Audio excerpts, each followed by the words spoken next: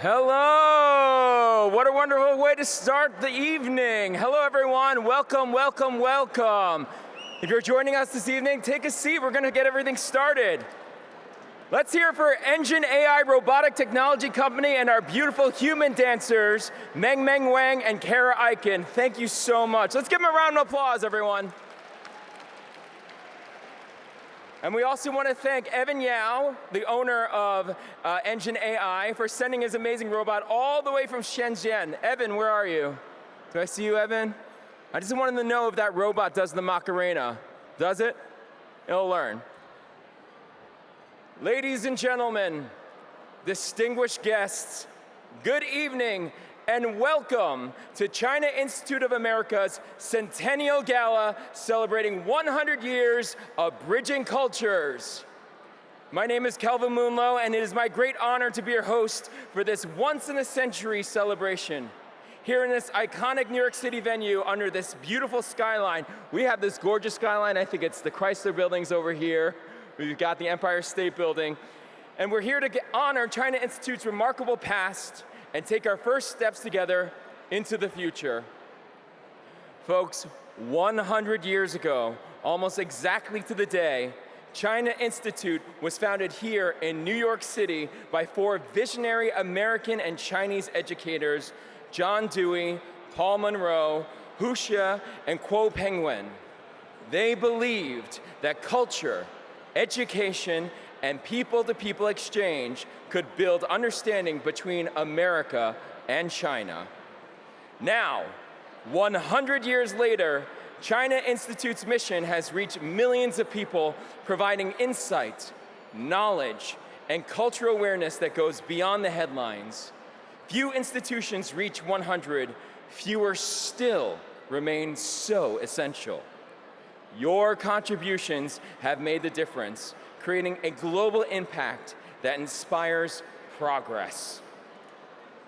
We are deeply honored this evening to be joined by distinguished ambassadors, diplomats, leaders in business and culture, great artists, and dear friends from around the world. Thank you. Thank you to all 650 of you that are here this evening. It has made this evening a completely sold out night. That's why everybody is so excited in this room. Getting everybody seated, everybody comfortable in their seats. I want to say hello to table 16 really quickly. It's table 6 right in front of me. Table 5, got the close-up view for the robot this evening. And I just want to thank you all. We're packing you all in, and we're so grateful that you're here this evening. Ladies and gentlemen, the future begins tonight. And now, it is my great privilege to welcome to the stage your gala chair this evening. Without her tireless dedication to the China Institute, this celebration would not be possible. Looking east or looking west, she is always looking forward to a brighter future. Ladies and gentlemen, please welcome beloved humanitarian, entrepreneur, and cultural icon, the one, the only, Hsieh Khan.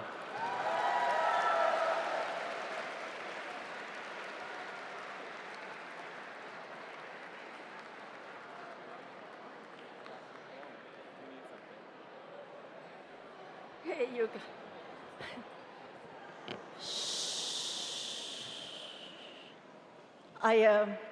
I lost my speech. This is serious. This is serious. Where is my speech? Hey, this is terrible. We worked a whole year for tonight, and I lost my speech. Oh my God, this is terrible.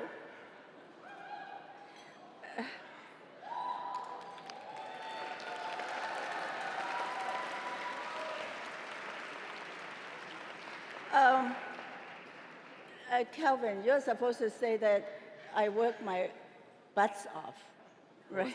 Oh, yes, I wanted to say, she worked her butt off to make the celebration happen this evening.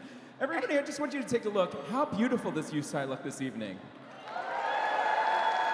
We are in a room of absolutely gorgeous Chinese people, Chinese Americans, and our friends. I was just watching everybody walk in this evening looking absolutely gorgeous. But honestly, take a look. This is the famous Cipriani. We're so happy to have you here. We have 70 tables here. This is double how many we had for our Blue Cloud Gala just last year. So we're just so happy you're here. I found it. And the show can commence. Once again, Hsieh Khan. Aww. Thank you, Calvin. My bets are still here. Now, everyone, in your biggest voice, can you tell me how old is China Institute? That's right. You're right. You pass. Yes, 100 years. There are not too many 100 years, right? When I have my 100th birthday, would you come?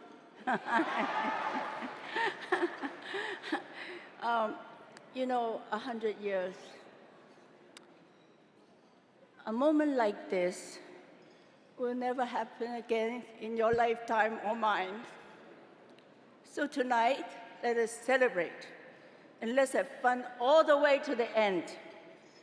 We are very deeply honored to have with us Ambassador Hsieh of the People's Republic of China, Consul General Ambassador Chen Li, Ambassador Mohammed Abu Shahab, and the Consul General to the Consul General Amna Al-Muhari.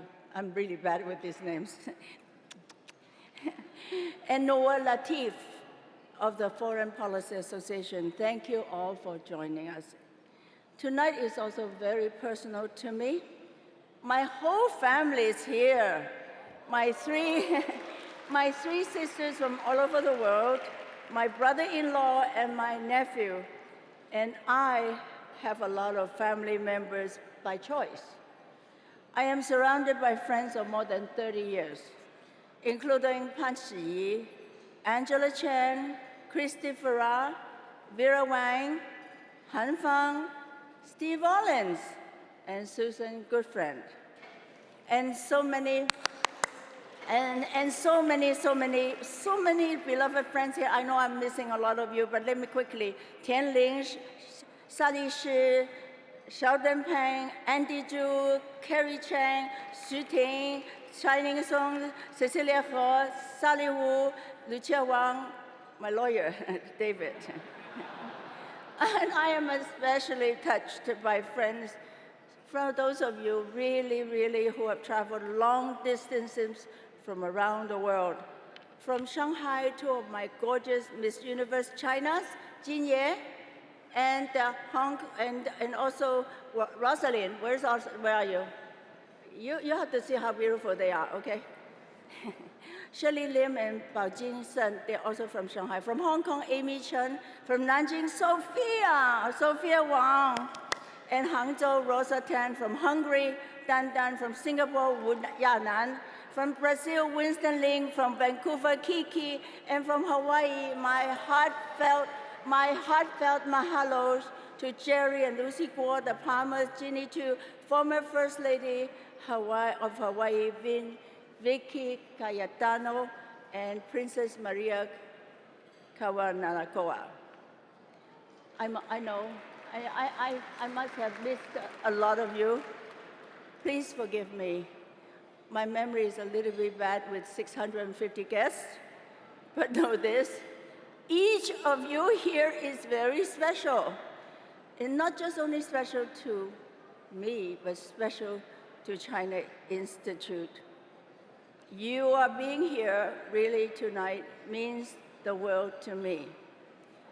I want to also recognize two of my role models, Anna Chang and Sophia Shen, who have served China Institute far longer than I have. I've only been involved with China Institute for 10 years, but honestly, the China Institute I came to know 10 years ago was not the same one that you see today.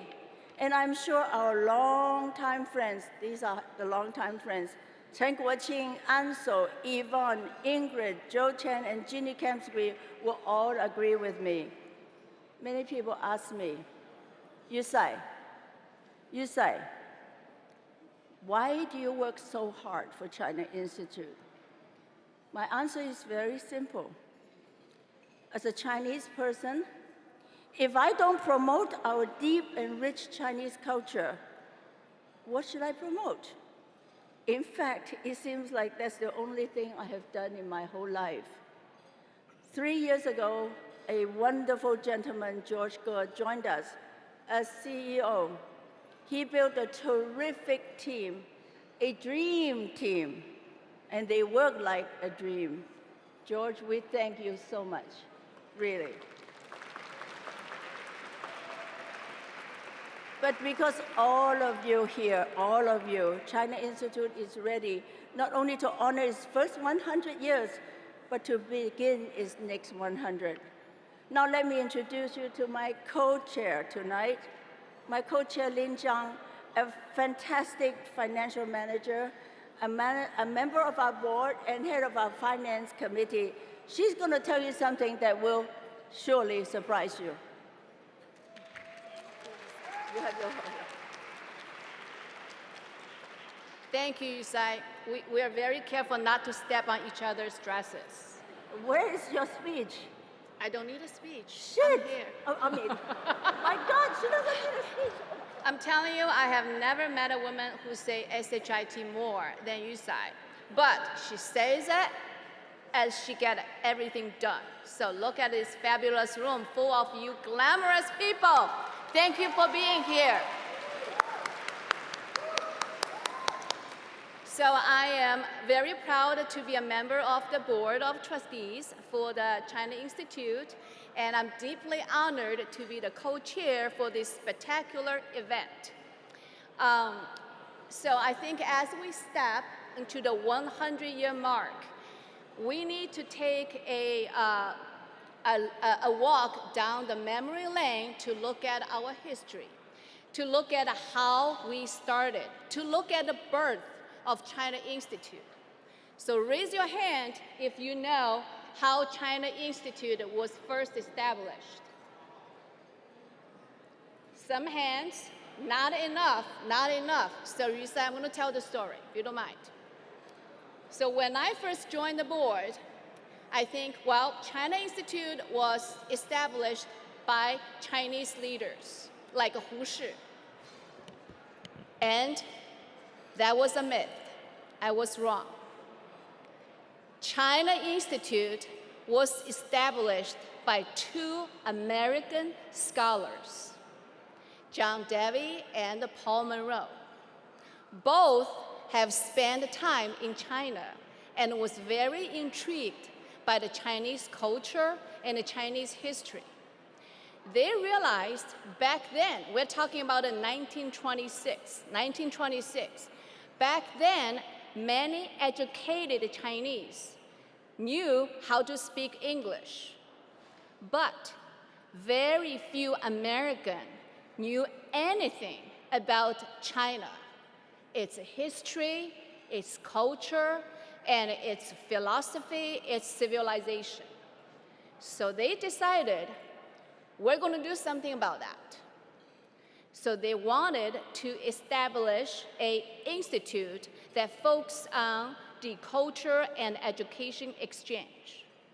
They later recruited two brilliant Chinese students who at that time studied in Columbia University.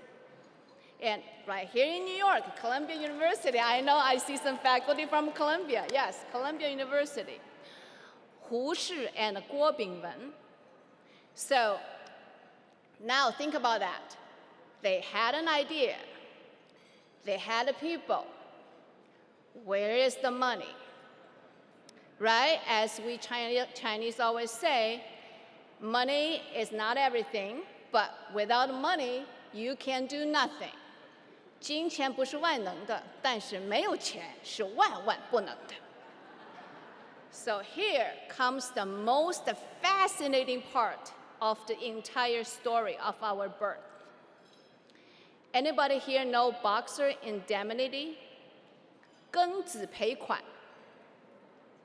So this is the part of history Chinese are not too proud of, because this is when Chinese government was forced to pay foreign power for a war fought on Chinese soil. If you don't know about the box indemnity, this is the time after this event, to have a heart-to-heart conversation with your AI to find out the facts. So after United States got the money, they actually returned part of the money to China to enhance, to promote cultural and education exchanges.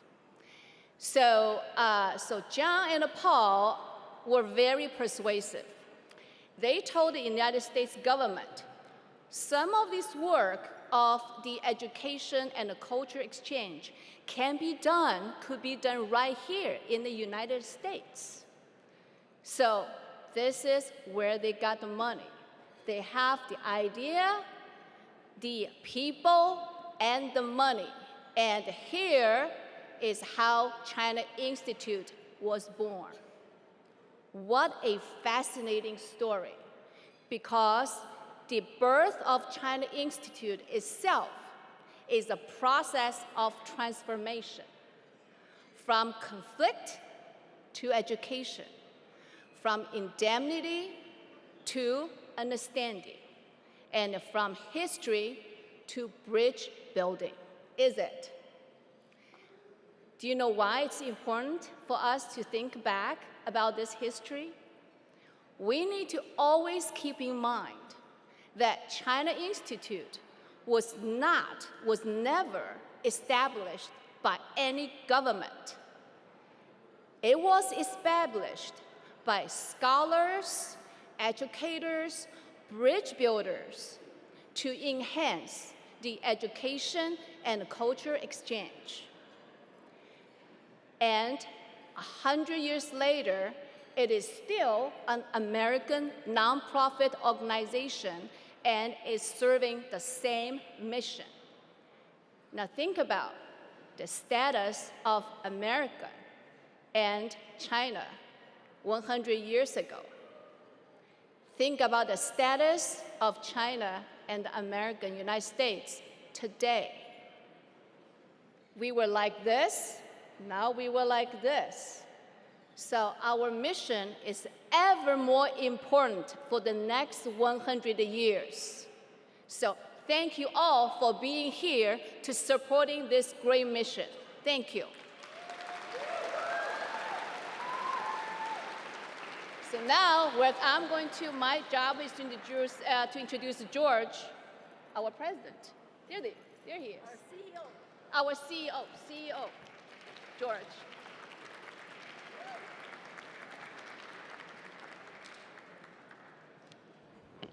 Thank you, Lynn. Good evening. Distinguished guests, ladies and gentlemen, thank you for joining us in celebrating this once-in-a-lifetime opportunity, the Centennial of China Institute of America. For 100 years, as a venerable U.S. nonprofit organization in New York City, China Institute has been a vital resource for all who seek a deeper understanding of China's unique history and civilization. Family audience, art lovers, educators, and students all participated in our unrivaled arts and culture, education, and culinary programs. Now, throughout the history of China Institute, the trustees are guardians of our founding promise and the backbone of our governance. Tonight, I would like to recognize all our current trustees who are with us. Please stand when I call your name, and please hold your applause. Our three co-chairs, Hsieh Kang, Kent Swig, and Pete Walker.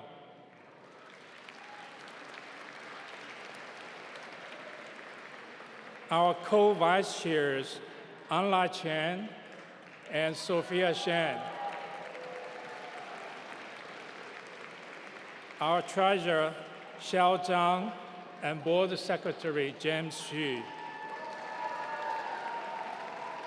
Now, our trustees, Kathy Bloomgarden, Ling Chen Zhang, Ron Diamond, please stand.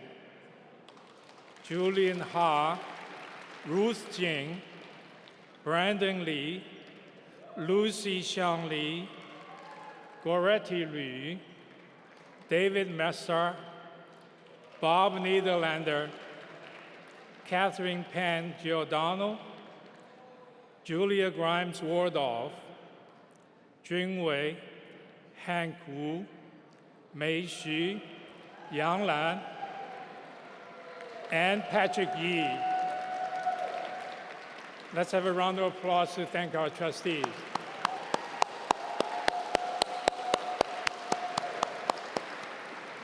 Thank you. We also like to thank our former trustees who are here with us. They are Millie Chan, Chen Guoqing, Jen Debevoise, Ingrid Ehrenberg, Coco Han, Jeannie Kemsky, Annie Liu, Yuan Ning, Yvonne Wang, and Jenny Zhu. Please join me in thanking our former trustees.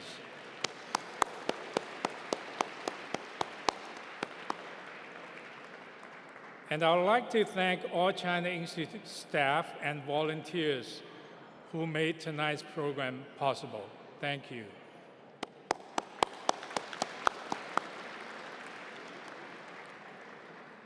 Over the past several years, China Institute has entered a period of renewed growth and transformation. We have strengthened our governance, expanded our leadership, and thanks to you, our supporters, we are able to enhance our financial foundation. Your generosity helped to make a difference in our society and to foster cross-cultural exchange and understanding between the American and Chinese people. Personally, it has been a life-changing experience for me, as I've had the tremendous honor to lead this institution for the last 3 years. Tonight, while reflecting on the journey that brought us here, we now embark on a new one, our second century of mission and purpose. And we shall do so with confidence in the enduring value of our mission and a clear sense of purpose for the years ahead. Thank you very much, and it is now my great pleasure to introduce you to someone whom I have known for more than 25 years, our new president, Dr. Jing Yu.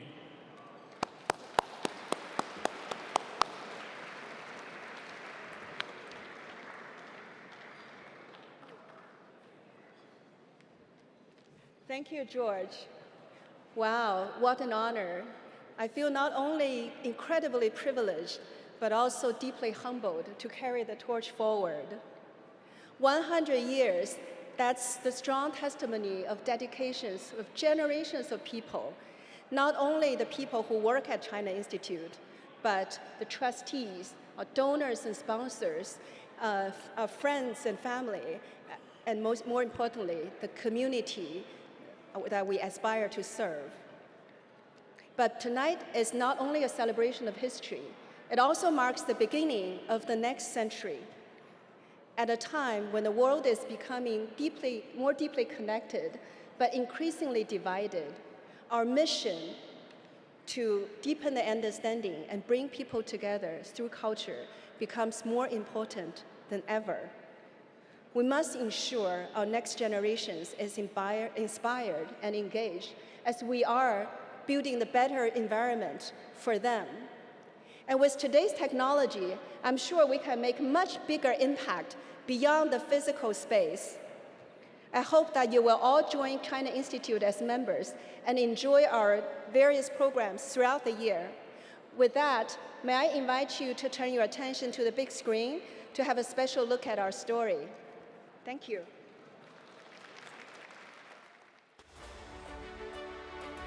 If you want to help shape the future, China Institute is where to go.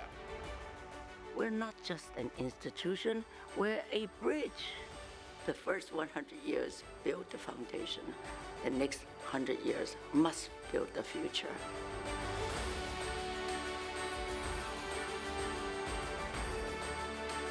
Founded in New York City in 1926, China Institute of America is the oldest nonprofit organization in the United States devoted exclusively to Chinese culture and education. For 100 years, it has done something both rare and profound. It has helped two great civilizations see each other more clearly. These two countries are the two most important countries in the world today that will shape the course of world's development and the stability. It's critically important with the two largest economies of the world that they understand one another. More so today, frankly, than 100 years ago. China Institute was founded by four visionary scholars: John Dewey, Paul Monroe, Hsieh, and Guo Pingwen. They believed in a bold idea that understanding begins with people, meeting eye to eye and heart to heart. Over the past century, that idea came to life in unforgettable ways. In 1930, Peking opera master Mei Lanfang transformed how America experienced Chinese art. In 1943, First Lady Eleanor Roosevelt spoke to Chinese students in New York, offering hope at a pivotal moment in history. And in 1944, Henry Luce gave the Institute its home, China House, a lasting symbol of cultural exchange. Within those walls, artists, scholars, and global leaders gathered, ideas were exchanged, and understanding grew. But China Institute is not only its history, it lives in what it does every day. China Institute has spent its entire history focused on cultural dimensions. So we teach Mandarin, we teach calligraphy, we've taught Chinese culture, Chinese history. For a century, more than 100,000 students have studied at its School of Chinese Studies. And today, learners of all ages continue to discover language, culture, and new perspectives. These types of cultural exchanges are so important for a teenager like me. It helps you realize that we're all connected. There's always something that you can find in common with other people, and it's a great way to bridge cultural divides. Its gallery brings 5,000 years of Chinese history to life, while programs like Discover China Through Art connect new generations to that heritage. Culture must be alive. It cannot just sit in a museum or in a classroom. It must sing, dance, cook, dress, perform, and touch people emotionally. Across the Institute, a vibrant calendar of events continues to build bridges, from conversations with leading voices in culture and global affairs, to celebrations like Lunar New Year, to signature programs such as Women Who Dared, Fashion Night, and next-generation gatherings that inspire future leaders. The common mission for SINGS is based around philanthropy, this idea that we have to make a tangible and meaningful impact.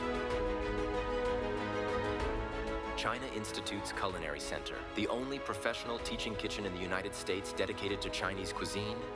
Chinese food is a wonderful conduit to bring the audience together and to understand our culture. Culture opens the heart before politics closes the mind. That's why sharing Chinese culture is so important now. Today, from its home in Lower Manhattan, China Institute continues this mission as a place of trust. China Institute is a place where both Chinese and Americans can hang their hats in a neutral zone, and that is why China Institute is so important today. In a world that can feel increasingly distant, understanding is no longer a luxury. It is essential, and perhaps that is the true legacy of China Institute. Not only what it has built over the past 100 years, but what makes it possible for the next. Because the future of our world will not be shaped only by power, but by how well we understand one another. I hope China Institute will continue to be a place that helps future generations navigate an increasingly interconnected world with wisdom, curiosity, and humanity. Tonight, as we celebrate a century of bridging cultures, the next 100 years begin tonight. Happy anniversary, China Institute! Happy 100th anniversary, China Institute! 生日快乐！百年生日快乐！ Happy 100th anniversary! 生日快乐！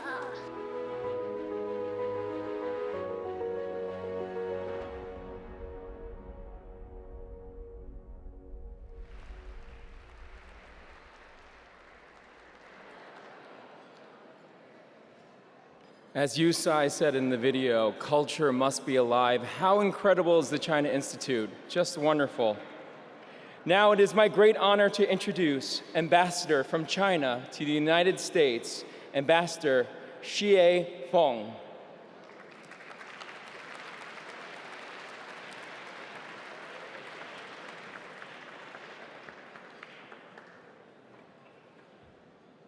Distinguished Ms. Hsieh Kang, Mr. Kent Swick, Mr. Peter Walker, Mr. George Ge. Ladies and gentlemen, dear friends, good evening.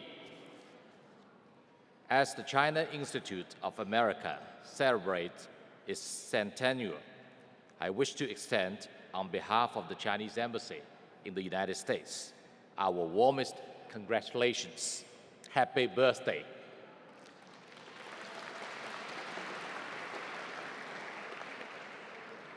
And I would like to express our deep appreciation to friends from all walks of life who have long supported cultural exchanges between China and the United States. A century of winds and rains has only made China Institute more steadfast in its founding mission. Since its establishment, despite shifting international circumstances and ups and downs in China-US relations, generations of its Chinese and American founders and successors have upheld the mission of bridging cultures and fostering understanding. With vision and unwavering dedication, the Institute has taken root in New York while reaching across the United States. Working tirelessly to bring our two peoples closer together and build a cultural bridge across the Pacific. A century of dedication has borne rich fruit.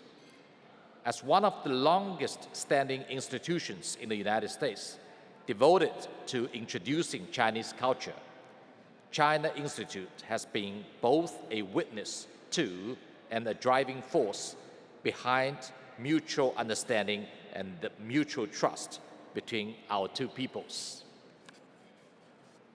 In the 1930s, China Institute helped facilitate the historic US tour of Peking opera master Mei Lanfang, which sparked a lasting fascination with Chinese opera in the Western world. During the World Anti-Fascist War, China Institute organized the distribution of emergency relief funds to Chinese students stranded in the United States. With the support of then First Lady Eleanor Roosevelt, it also helped encourage the US government to provide scholarship assistance to Chinese students and scholars. These efforts added a profound and moving chapter to the friendship between our two peoples, a friendship tested through blood and fire. A century of progress has made China Institute a true leader in cultural exchange. At critical moments in China-US relations, cultural exchange has often led the way, quietly deepening friendship and fostering a favorable atmosphere for bilateral ties. From internationally acclaimed exhibitions of ancient Chinese art to Chinese language education and teacher training, from Teach China and China Fashion to Taste of China, the Institute has worked tirelessly to bridge differences and deepen mutual understanding. They have helped present to the American public a real, multidimensional and comprehensive view of China, bringing warmth, vitality, and fresh momentum to China-US relations. A century of cultural inheritance has given rise to ever new brilliance. An exhibition commemorating Mei Lanfang's historic American tour recently opened in New York, bringing back to life the splendor of that landmark journey while presenting to American audiences the beauty of the Eastern artistic traditions that Mei embodied. It is not only a resonant echo of history, but also a tribute to exchanges and mutual learning between Eastern and Western civilizations in the new era. As time moves forward, China's economic, social, and cultural development continues to flourish. Interest in China is growing from becoming Chinese to China-maxing. The desire of the Chinese and American people to reach out to each other is strong and unstoppable. I sincerely hope that in the years ahead, more Mei Lanfangs of the new era, artists who combine the grace of tradition with the vitality of modern times, will shine on American stages, writing a splendid new chapter in the friendship between our two peoples. Dear friends, 2 weeks ago, President Xi Jinping and President Donald Trump had a successful meeting in Beijing. Together, they agreed on a new vision of building a constructive China-US relationship of strategic stability, a towering tree that flourishes for 100 years, draws its strength from deep and enduring roots.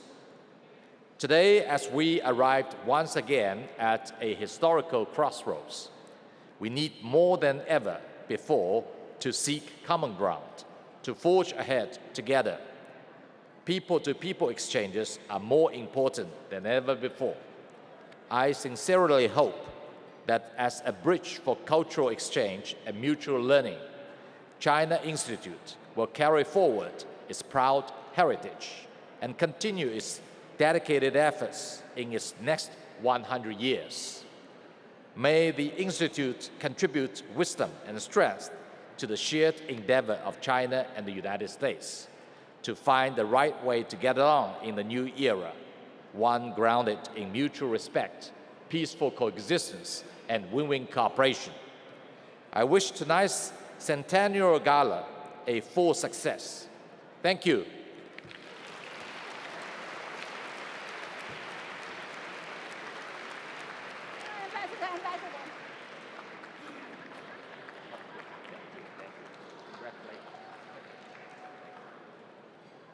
I have a surprise.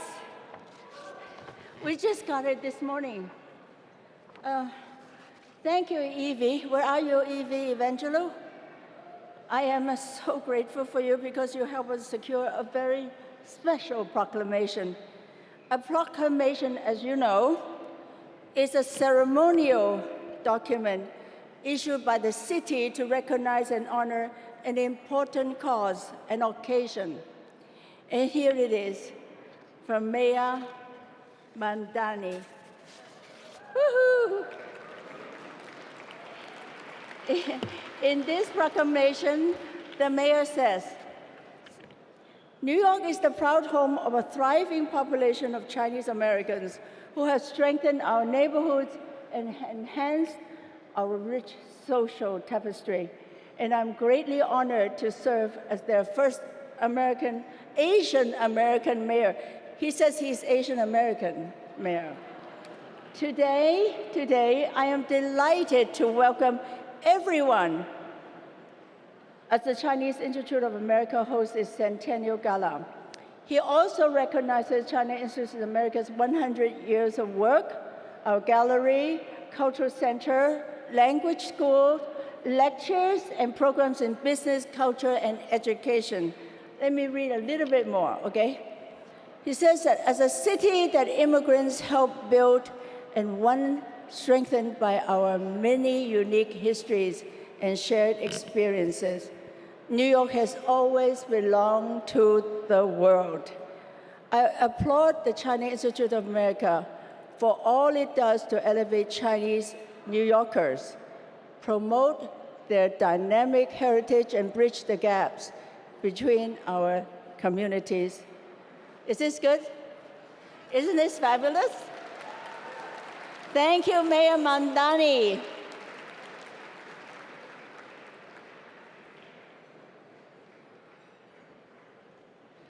It is now my pleasure to welcome to the stage a filmmaker, writer, and a noted actor, first introduced to us in The Last Emperor, but my personal favorite was when she was in David Lynch's Twin Peaks, and China Institute's ambassador, the illustrious Joan Chen.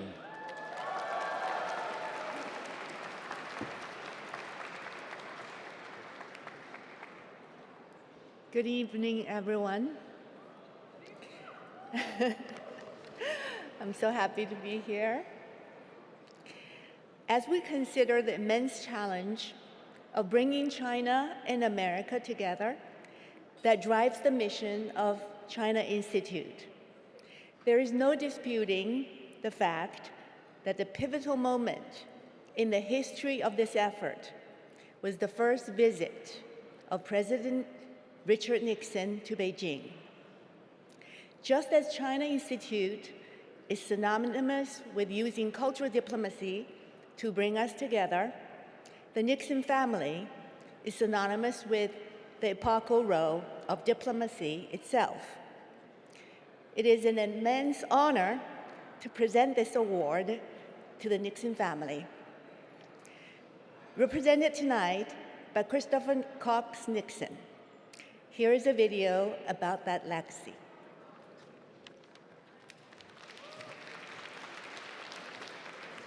On July 15, 1971, President Nixon requested time on national TV. The announcement I shall now read is being issued simultaneously in Peking and in the United States. Knowing of President Nixon's expressed desire to visit the People's Republic of China, Premier Zhou Enlai, on behalf of the government of the People's Republic of China, has extended an invitation to President Nixon to visit China. The effect was electric. The idea was almost unimaginable. The Washington Post said, if Mr. Nixon had revealed he was going to the moon, he could not have flabbergasted his world audience more. The Cold War was raging. In Southeast Asia, China was North Vietnam's ally, and Richard Nixon's credentials as an anti-communist were long-standing and impeccable. But in the fall of 1967, Nixon wrote a seminal article about Asia after Vietnam. Taking the long view, he wrote, we simply cannot afford to leave China forever outside the family of nations. There's no place on this small planet for 1 billion of its potentially most able people to live in angry isolation. In January 1969, in his first inaugural address, President Nixon confirmed his determination to change America's policy toward China. We seek an open world, a world in which no people, great or small, will live in angry isolation. On February 17, 1972, after 2 years of secret and delicate negotiations, the President and First Lady were on their way to China.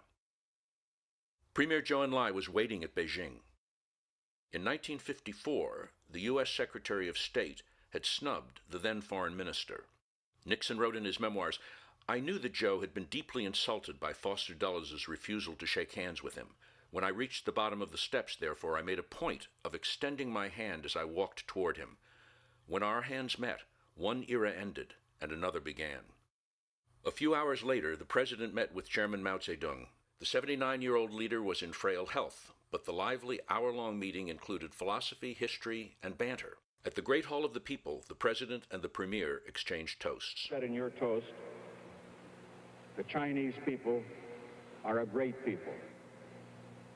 The American people are a great people. We have at times in the past been enemies. We have great differences today. What brings us together is that we have common interests which transcend those differences. After President Nixon returned home, Clare Boothe Luce told him that 1,000 years from now, they will say of you, he went to China.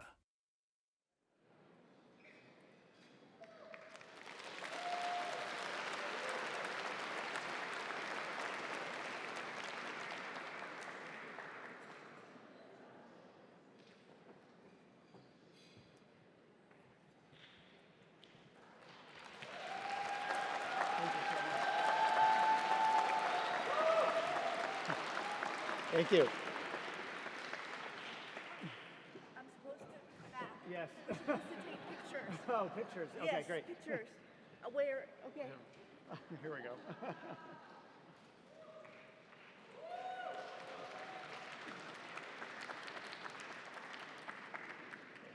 Thank you. Well, thank you so much for this wonderful honor to be introduced by Joan Chen. That is such an honor for me. So thank you so much. And such a wonderful honor to be honored by the China Institute. Normally, I'm as a board member of the Richard Nixon Foundation and grandson of Richard Nixon, I'm a little bit more used to giving out the hardware, not receiving the hardware. So this is a little bit unusual for me to be holding it and to giving a speech. I have to get used to this, so maybe I'll put it here. New experience for me, but thank you so much. It's really, really a pleasure to be here, very much an honor. I know when Hsieh, how wonderful is Hsieh, by the way? Thank you so much for everything you do. When Hsieh and Janie Fong asked me to do this tonight, I said, absolutely, but I have one condition. This isn't an honor for me. This is an honor for my family and for Richard Nixon. And it was Richard Nixon who opened the door for this great relationship between China and the United States. And look at everything that has happened in the 50 years since that video, since that handshake. What a great difference it made in the world.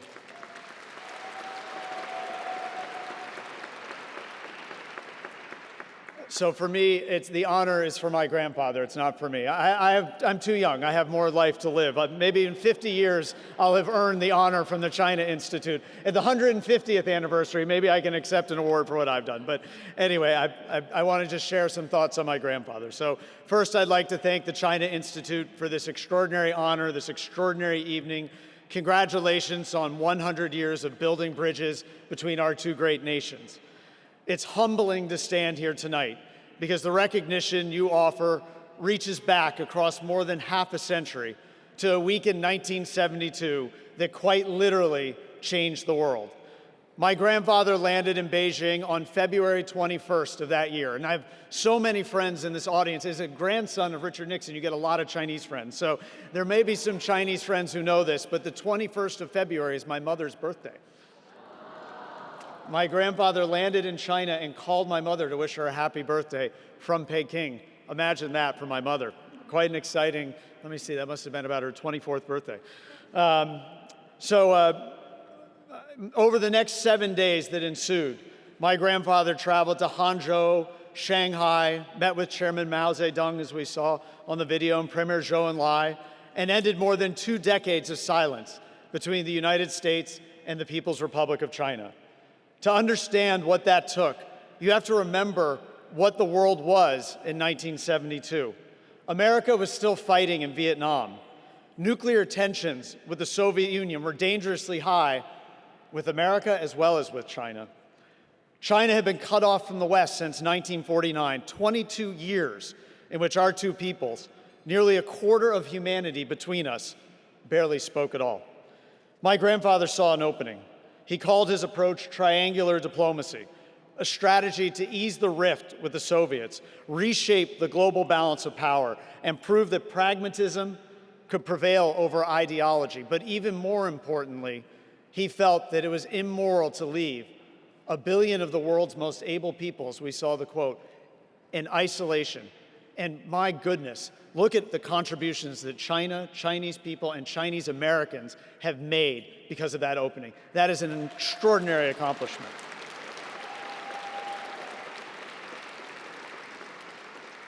But the strategy alone is not what endures.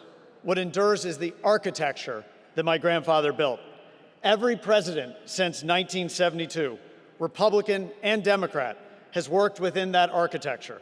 They've expanded it, contracted it, mended it, tested it, but not one of them has had to build it from scratch, because my grandfather did that work. The diplomatic normalization of 1979, the trade ties, the scientific and educational exchanges, the cultural connections, including the 2 giant pandas that arrived at the National Zoo and captured the heart of a generation of American children, including me, all of it traces back to that week in February. My grandfather wrote years before the trip that the world cannot be safe until China changes, and that our aim should be to induce change. He understood even then that isolation was not a strategy, engagement was, just like the engagement that the China Institute engages in.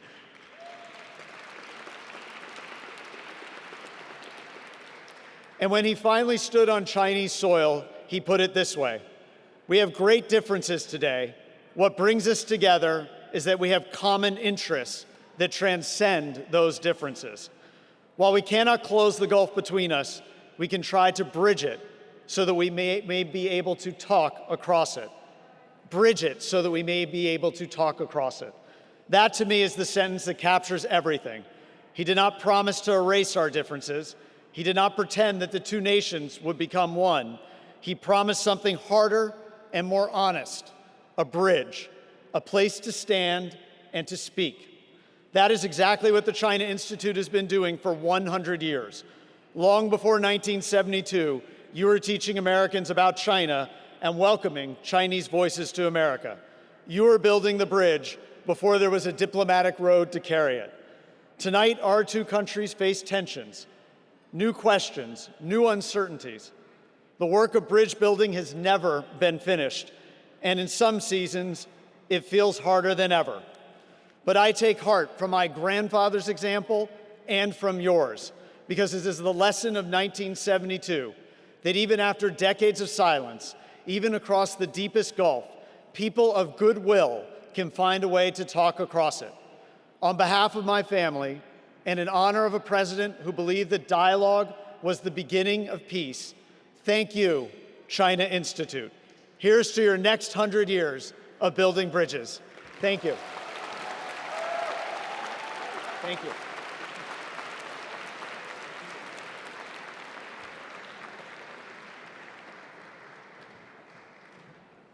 Now it is my privilege to introduce newly elected member of the China Institute Board of Trustees and the president of China Institute's Next Gen Sarika Initiative, Brandon Lee, as well as China Institute's co-chair, Peter B. Walker.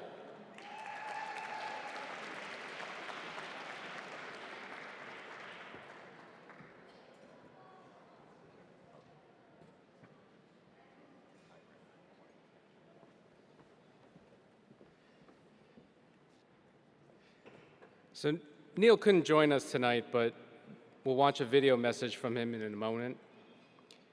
But we do have with us today David Firestein, CEO and president of the George H.W. Foundation for U.S.-China Relations. David, please join us on stage.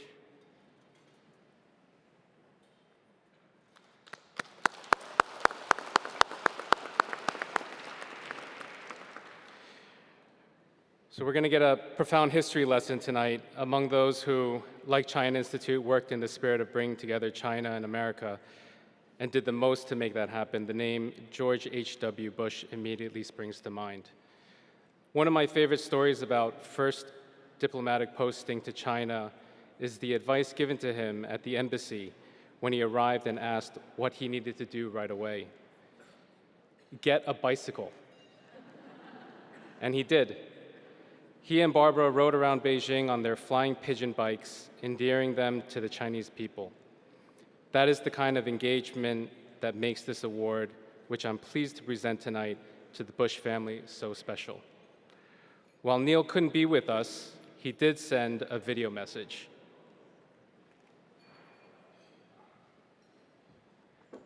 For 100 years, China Institute has played an important role in fostering understanding, dialogue, and cultural exchange between American and Chinese people. My father, former President George H.W. Bush, believed deeply that lasting relationships between nations are built person to person through openness and continued engagement, values the China Institute has long championed. As you celebrate your centennial and look toward the future, I want to extend the Bush family's warmest best wishes for the next 100 years. Congratulations on this remarkable achievement.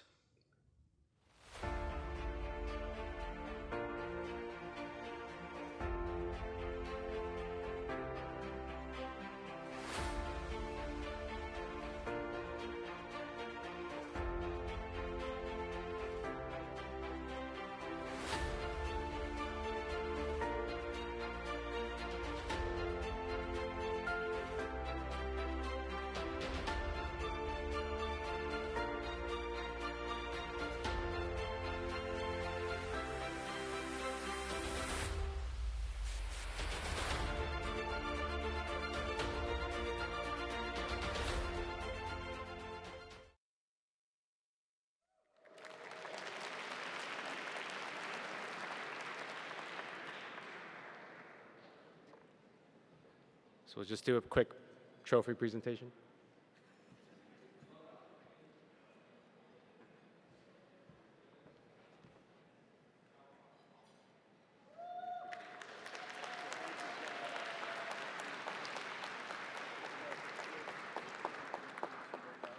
David, would you like to make a few remarks? Yeah. 各位领导,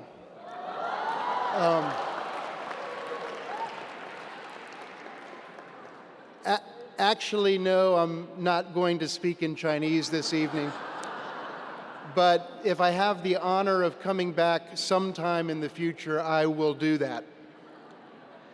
I want to say that on behalf of George H.W. Bush Foundation for U.S.-China Relations founder and chairman Neil Bush and his family, and on behalf of my fellow founding and current members of the board of directors of the Bush-China Foundation, I am very deeply honored, humbled, and extremely grateful for the honor that the China Institute has bestowed on Neil and the Bush family for the contributions that have been made over so many decades to this incredibly important bilateral relationship. Neil said it beautifully, but I just want to be very brief and add a couple of important points. President George H.W. Bush fundamentally believed two things about the U.S.-China relationship. Number one, that this is the single most consequential bilateral relationship in the world, and I would add, in the history of the world. And number two, that virtually no global challenge of any consequence can be effectively or enduringly advanced, let alone resolved, in the absence of some modicum of functional and constructive cooperation and collaboration between the United States and China. And those two ideas that were central to the thinking of President George H.W. Bush are central to the work of the Bush-China Foundation today. And what occurs to me is that those ideas are central to the ethos and spirit of the China Institute as well. And I want to say how much I personally respect the board, the leadership, the staff, and the incredible work of the China Institute to build understanding of China in this country, something that is so desperately needed today, and to build and nurture an ever stronger U.S.-China relationship. In these regards, there is complete alignment in the ethos of the China Institute and the mission of the work of the Bush-China Foundation. And I just want to say how much I and all of us at the Bush-China Foundation respect the work of the China Institute. I congratulate all of my dear friends at the China Institute on reaching this incredible milestone, your 100th birthday. And I personally look forward, and our organization looks forward to deepening our collaboration over the next 100 years as well. Thank you so much. 谢谢大家. Thank you. Thank you.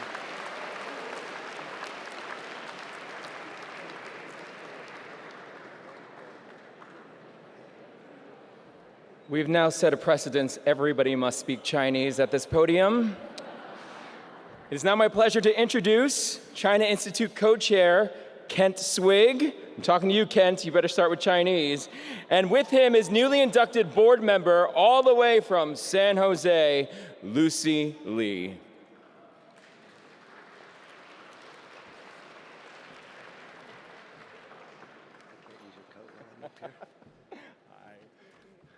So thank you, Kelvin, very much, and it's wonderful to have you back again this year. Good evening.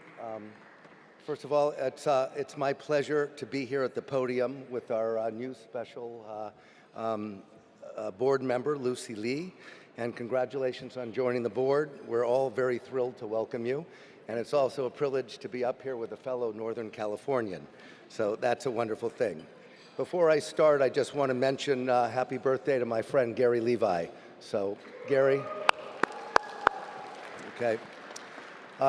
And no, I do not stutter, but Stephen and Stephen Rockefeller, please join me up here on the stage. If one looks up the word philanthropy in the dictionary, you'll most certainly find the Rockefeller family name. The arts, education, and so much more in the United States would be dramatically different without them and their family. Many in this room know the name Rockefeller and is beloved in China, where they can be found, their name can be found on hospitals, educational institutions that they have founded and or supported over the years. It's exactly this kind of cross-cultural diplomacy that's the hallmark of the mission statement of the China Institute. So it's my great honor tonight to present this award to the Rockefeller family and my friend Steve Rockefeller, whose deep love of China extends to the study of philosophy, calligraphy. So let's watch a video for a moment about the family.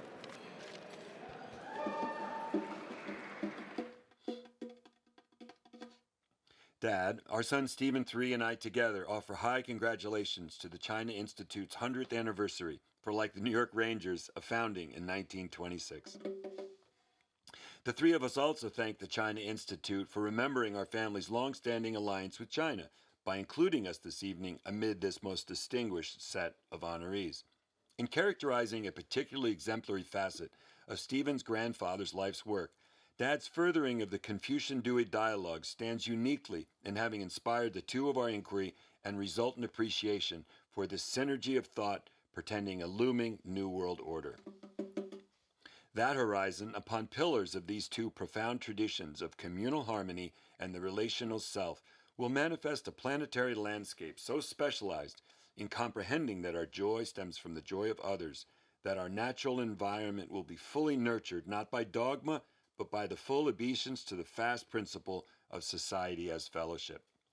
It could be argued that Dad's inheritance of conservation, as pragmatic by Dewey while cultivated as with Confucius, went born also 100 years ago in the summer of 1926, when the family of Mr. and Mrs. John D. Rockefeller Jr. first visited the majestic Teton region in Wyoming. There they distressingly found in the valley, beneath the jagged peaks, the encroachments of ramshackle structures and litter. Mr. Rockefeller's son Lawrence would in time assume the mantle of his father's vision for the logical preservation of that land and in service receive the Congressional Medal of Honor. Just as Uncle Lawrence so exquisitely for Dad exemplified leadership in the fashion of interdependence, Dad likewise has invested virtually all of his long-standing intellectual might toward the inevitability of a more compassionate and polycentric order. That world order will, like the Enlightenment movement itself, require generations for local and viral expansion. This evolution, we pray, will soon yield by evident necessity and the failure of imperial states to a Confucian-Dewey advancement. We might refer to this prospect as the collaborative, the reciprocal, the participatory, the empathetic, the relational, and in being channeled from the best of the East and the best of our West, the elegantly synthesized.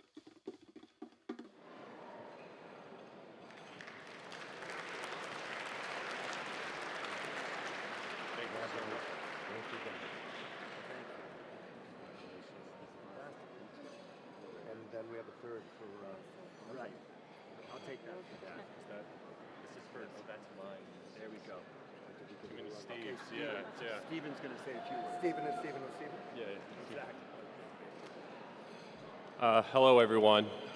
First and foremost, I want to thank the China Institute for giving me the opportunity to accept this award alongside my father. Just what an amazing moment. Thank you.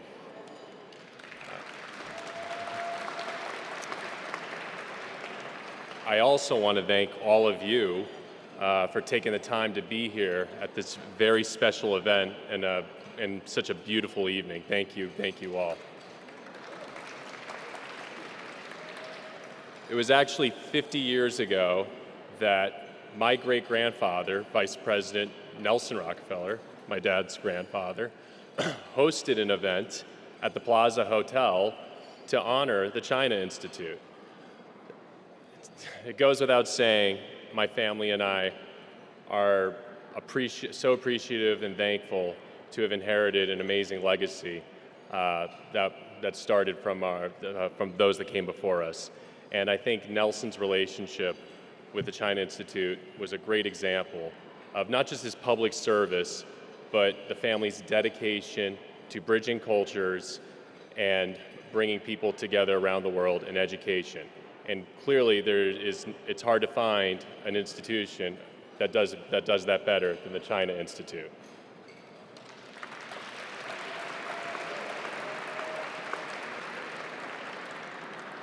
So again, thank you all for giving my family and me the opportunity to accept this award, and hope you all have a wonderful evening. Thank you. Well done, Steve. Well done.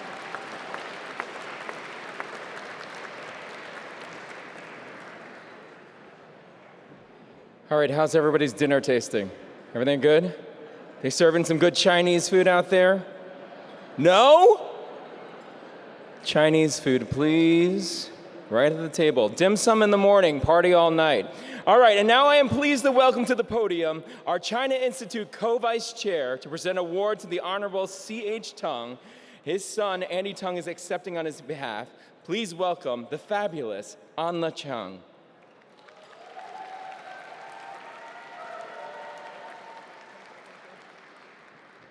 I think, good evening, everyone. I think there's a contagion going on because I also lost my speech. But I've been rescued by Dr. David Ho, thank you, David, and his Mont Blanc pen. So I wrote it on the back of a coat check. So I'm deeply honored to be honoring C.H. Tung. He's a friend of myself and also Committee 100. We're joined by Regional Chair Peter Young tonight. And C.H., every time he came to New York, would call all of our members and say, we have to talk about U.S.-China relations. In my mind, there's no one who cared as deeply about U.S.-China relations as C.H. Tung.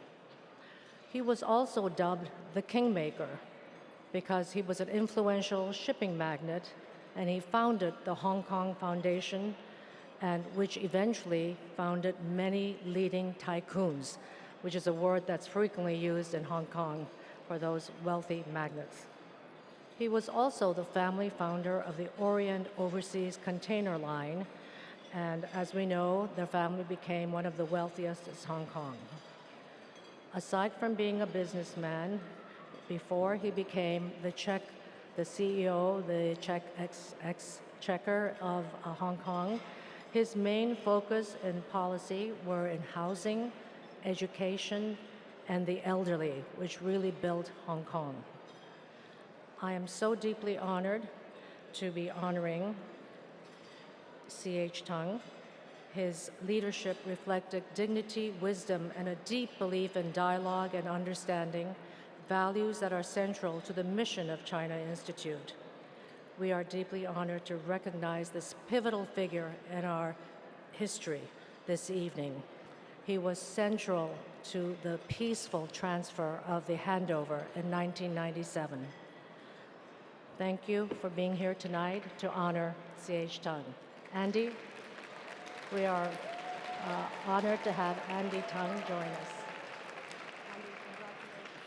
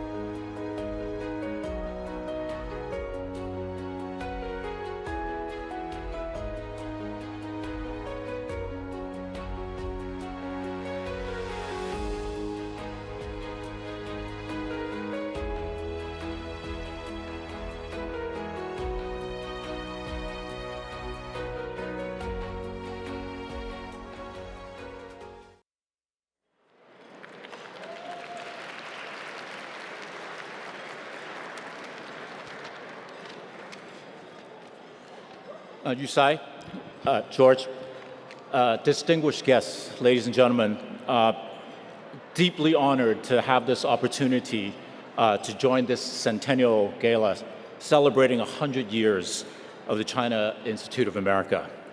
I'd also like to express a deep appreciation for the Institute for honoring my father, C.H. Tung, who unfortunately couldn't be here himself tonight. For those of you who know my dad, as you could see in the family photos as well, he's first and foremost a family man. He's also one of the hardest working people that I know, intellectually curious in all sorts of things, and always focused on finding long-term solutions for hard problems. He is also a patriot, extremely proud of the rise of China during his lifetime. And he also believes deeply in the betterment of the lives of the Chinese people. At the same time, he also has a fondness and a deep love for the US. He spent his early professional life, as well as his early years raising a young family while living here in Boston and in New York City. And it was through these experiences that he really learned to appreciate the United States. I might also add, and let me apologize to the New York Knicks fans here today, he is a diehard Boston Celtics fan till today.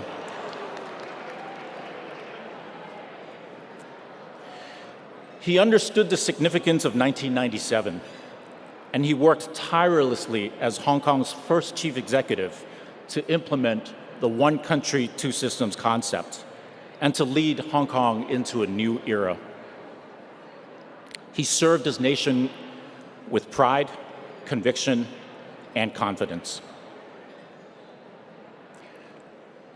And as has been said so eloquently by so many speakers before me, he also truly believed that the relationship between China and the US is the most consequential relationship in the world today. And that while there are differences between these two great nations, that it is to the benefit of both countries and all of its people to find a way to work together.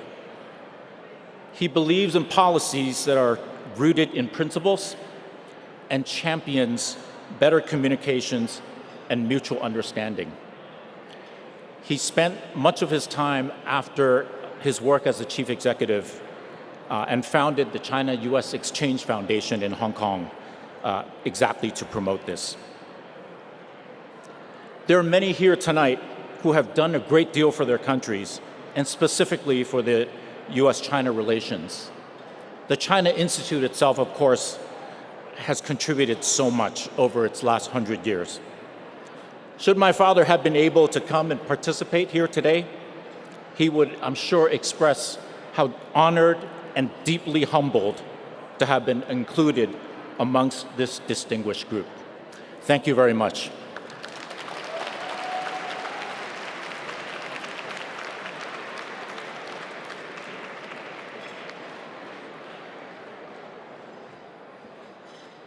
Let's keep it going for Andy and Anla, folks. What do you say? Yes. Good evening. I am the 47th speaker on stage tonight, so we have no one left backstage to introduce me. But my name is Pat Tully, and I am your auctioneer. It is an honor and a privilege to be back here tonight for all of you to raise some big money in honor of 100 years of China Institute. Now, be careful because the waiters are coming around, but when you walked in at your tables, you all received a paddle. And I'm going to have my photographer come up on stage right now and get a gorgeous photo of all of you. So would you please reach down and grab your paddle right now? Do not worry. It will cost you absolutely nothing for about the next 30 seconds. Then it's going to get very expensive because we're raising big money for our programs. And then I'm going to be back later after these great items that I have now, and we're going to talk about our programs as well and raise money for those. So if everybody right now could reach for that paddle and put it up in the air, let me show you how to do it. Here we go. Paddle number 640. Thank you. If you wouldn't mind standing up and being our model to show everyone how this is done. Can we give her a big round of applause? Come on. Everyone, do as she is doing right now. Please keep standing. And our photographer is here. We're going to get a photo of everybody. This is going to go up on our social media. Come on, everybody. I need everybody right now. We cannot do this if you're not all behind me. Look at that. 702, 706, 321. Everybody, look at this side of the room's doing it. We're going to tag each and every one of you on our social media posts. So come on. Let's get every paddle in the air right now. Look at this room. There we go, 344. Thank you, number 400. Come on this side of the room, 676. Here we go, folks. Yes, this is what it's all about. I've got some amazing opportunities. Thank you, 450. Look at this room here. Here we go. So what do you say, 705 and 792?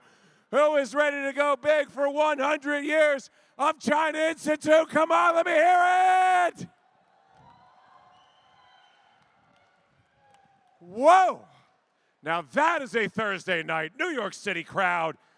Welcome. Here we go, folks.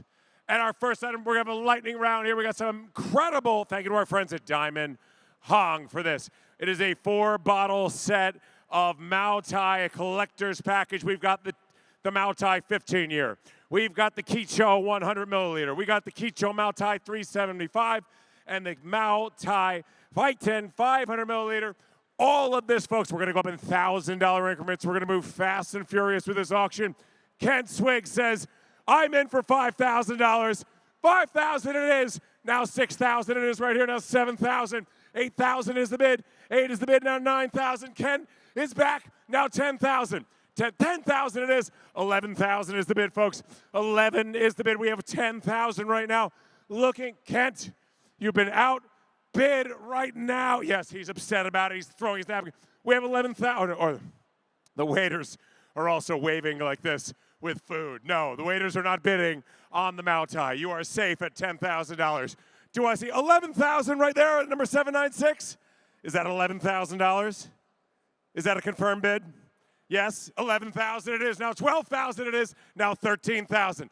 13,000. This is a once-in-a-lifetime opportunity, my friends. I've got a $12,000 bid looking for 13,000. 796, are you back at 13? Do I see 13 anywhere in the room? If not, 12,000 is the bid right now.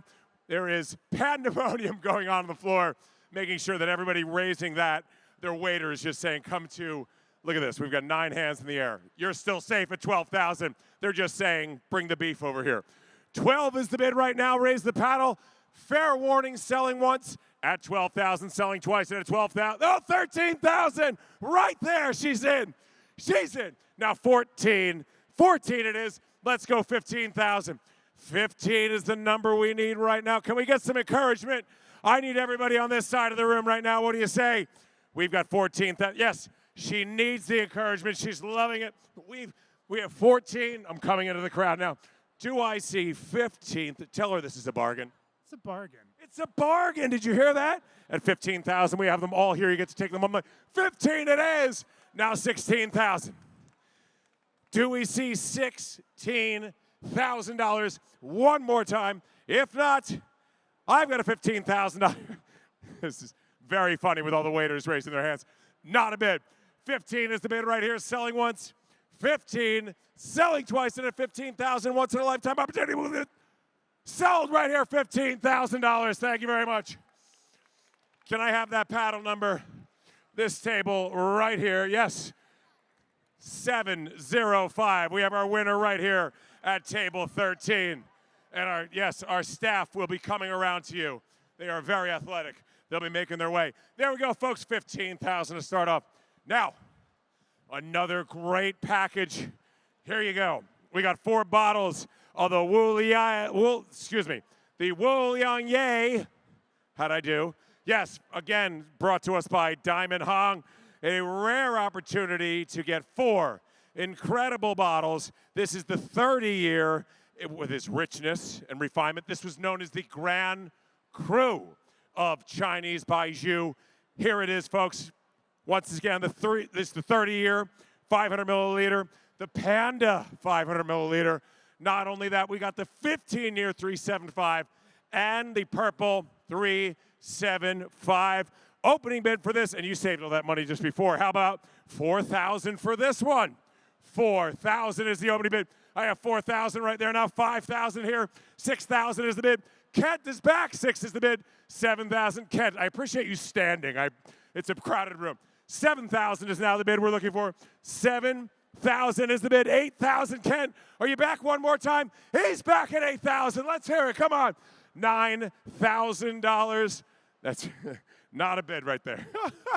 This is very funny. We're competing with people ordering food and so on. 8,000 is the bid. Looking for $9,000, my friends in the back of the room. Do I see $9,000?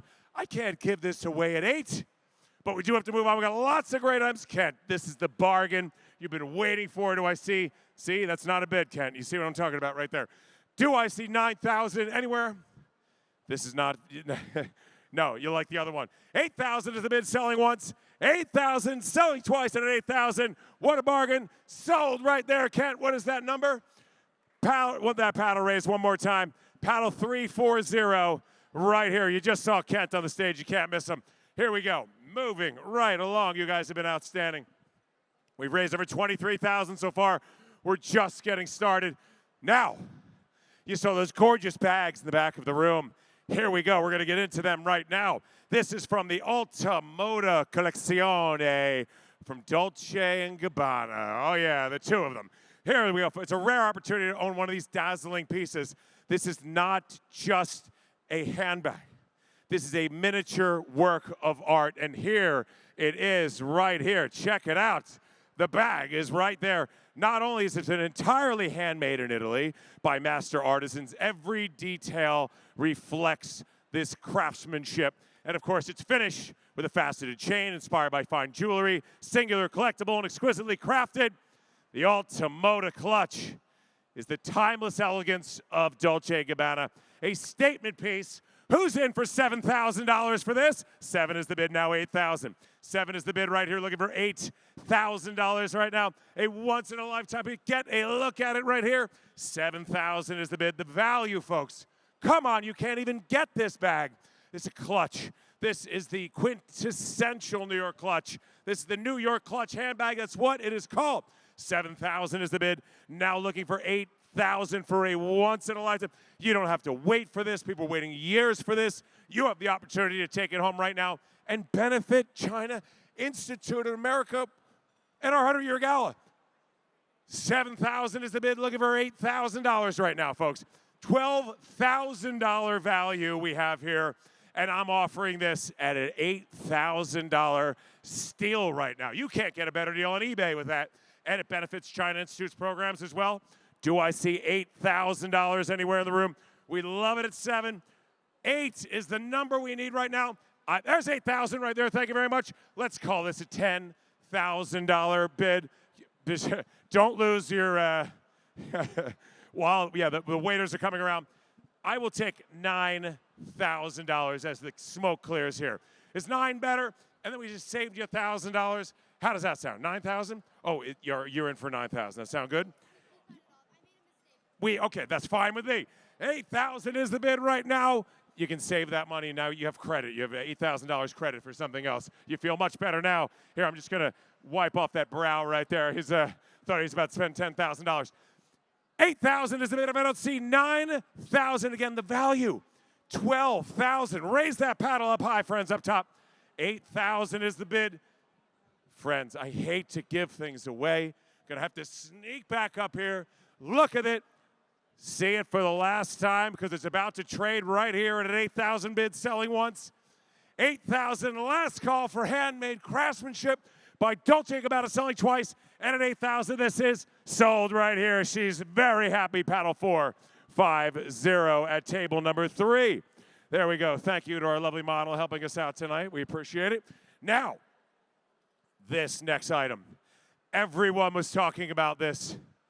Everybody saw this. This is a unique, exclusive, limited edition, incredibly limited small production from Duncan Peak Vineyards. Thank you to our friends at Duncan Peak.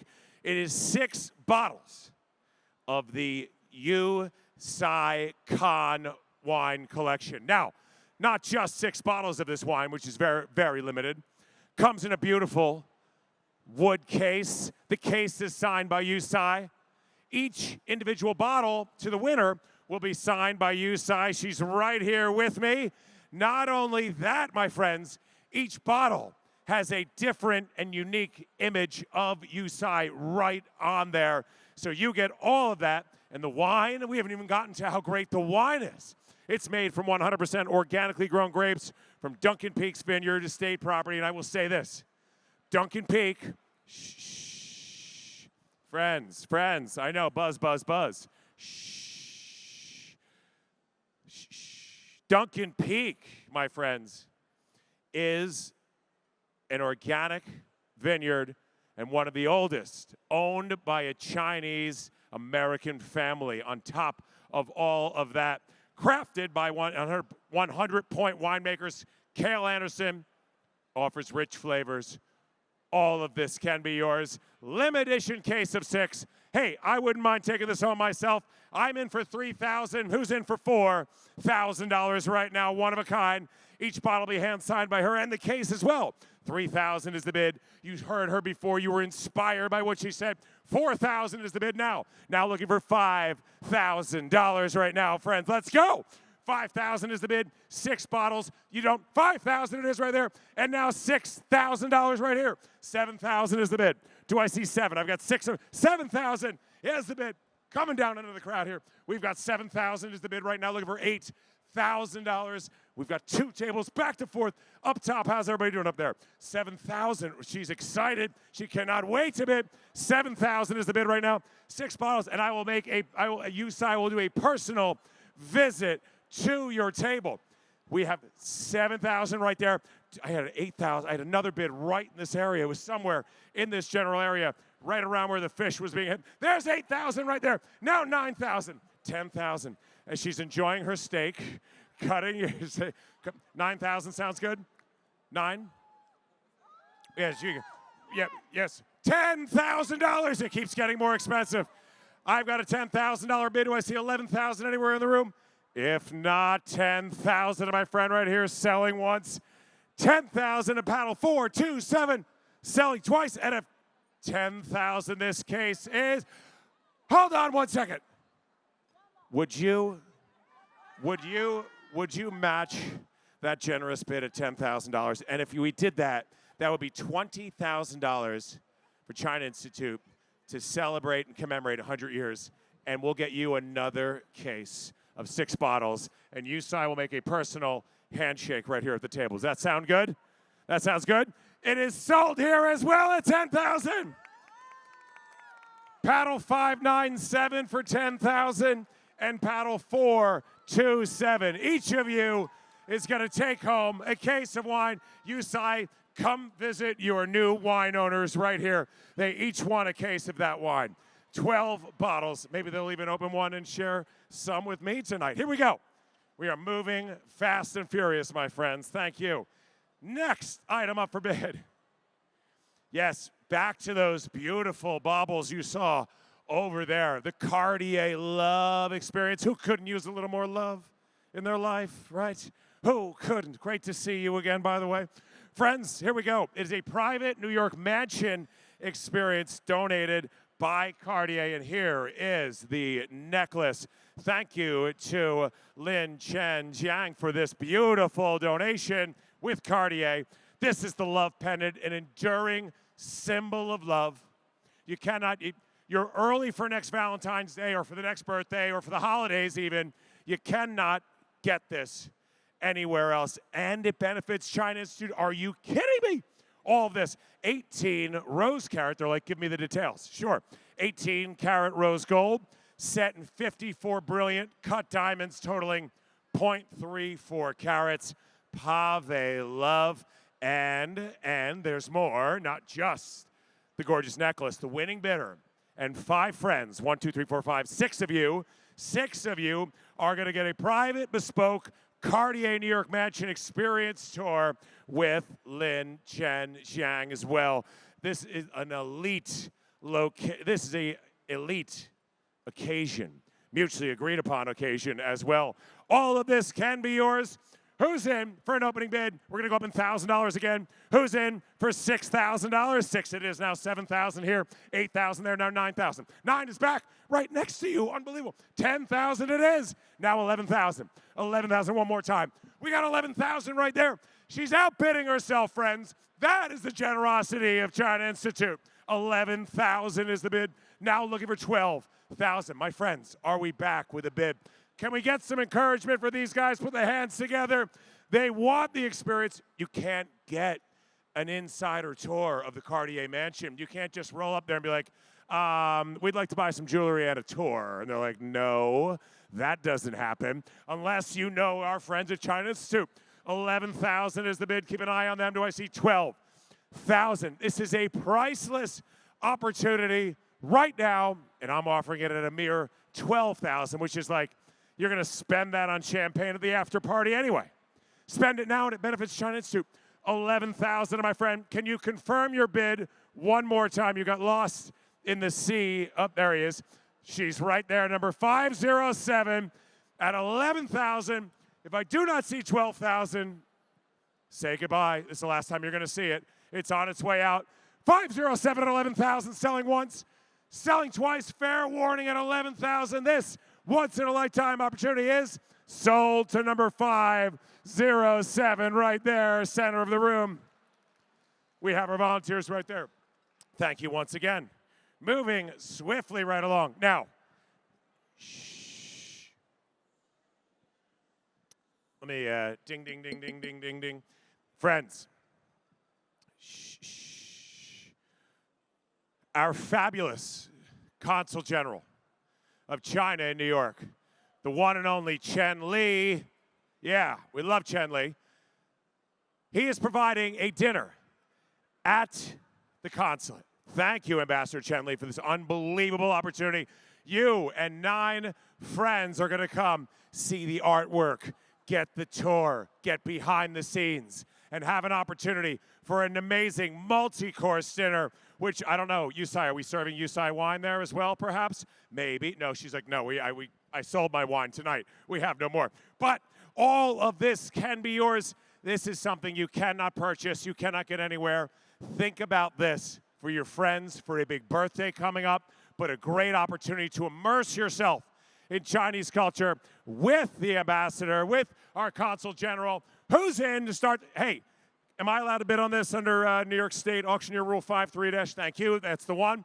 I'm in for 5,000. Who's in for $6,000 for this one? 6 it is now, 7,000. 7 is the bid now, 8,000. 8,000 is the bid now, 9,000. 9 is the bid, 10,000 it is right there. Let's go. 11,000 is the bid right now. 11 is the bid. Chen, this is unbelievable. 11,000 it is again. Outbidding themselves. People are falling over themselves for generosity tonight. 11 is the bid. Looking for 12,000. There's 12,000 right there. Now it's 13,000. We've got a 2-horse race happening here. 13,000. Now 14,000 to you. 15,000 right here. 16,000. $1,000 it is. Now 17,000, one more time. She's back, 18,000. She won't put that paddle down. 19,000, are you with us? Can we get some encouragement for this table right here? What do you say? $19,000. She's in for 19. Now it's $20,000 for a once-in-a-lifetime dinner for 10. Everybody will Venmo you $1,000 at the table or so. Your friend wants it. Well, I'll tell you what. I'm going to make it. Hold on. Here's what we're going to do. And Consul General, I'll ask for forgiveness later. But what if we could do 2 dinners? So your friend could get one, and then you could get one as well. And we double the money.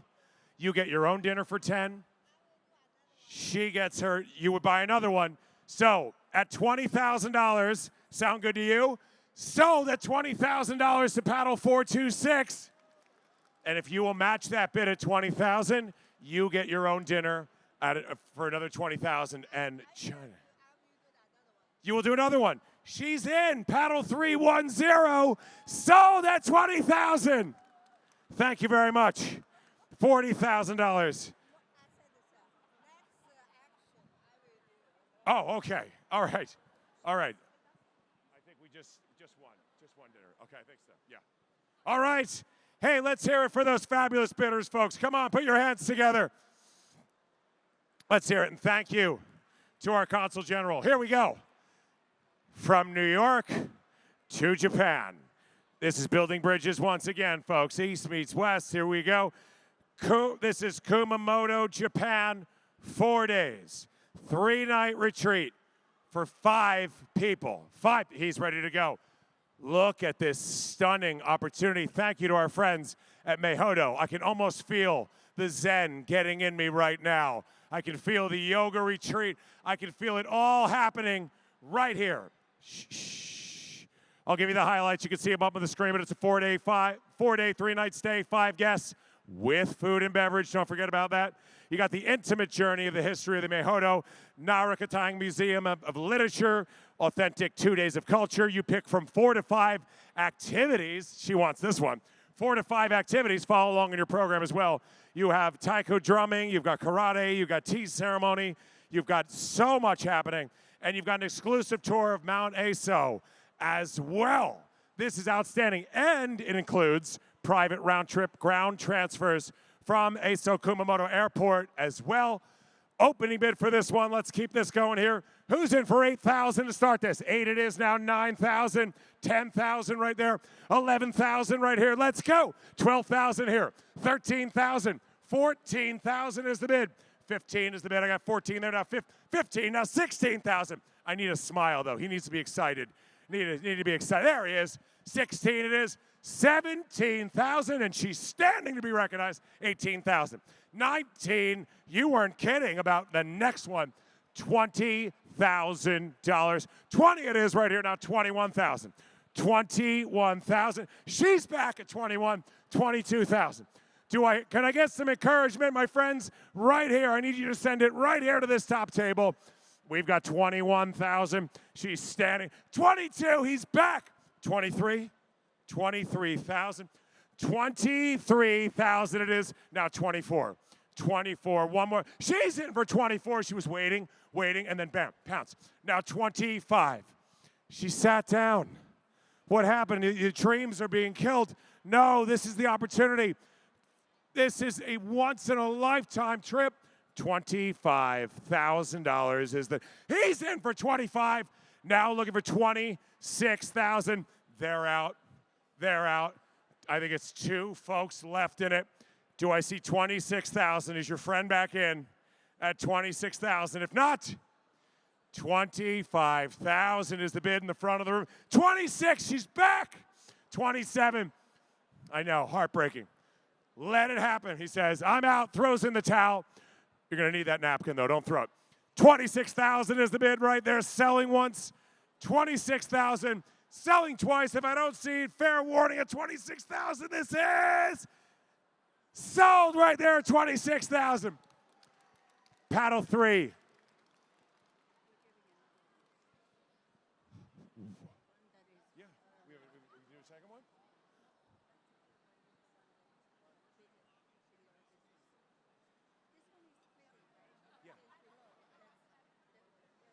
sell another package? Yeah, so I can give another one to him. Okay. I have some unbelievable news for you.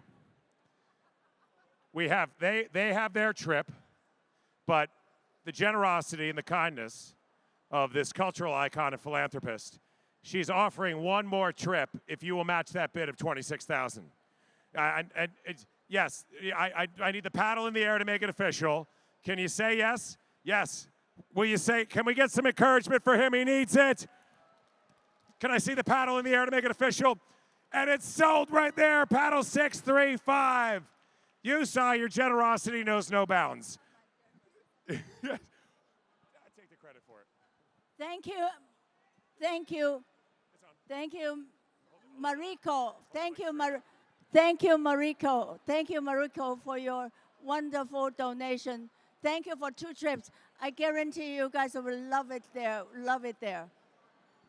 I think Mehodo is right in the back of the room. Thank you, Mehodo. We are grateful. We're grateful. $52,000 we just raised, folks. Let's hear it. We're flying. Now, back to the fashion. Here we go. The pink Capuchins Mini from Louis Vuitton. Bring the Louis. And a wardrobe change as well. Look at this. Friends, this is the quintessential exceptional collection. This is from the coveted Exceptionals collection, real name. Calfskin, embroidered with multicolor sequins, jewel-like handbag, feminine, playful, and unmistakably chic.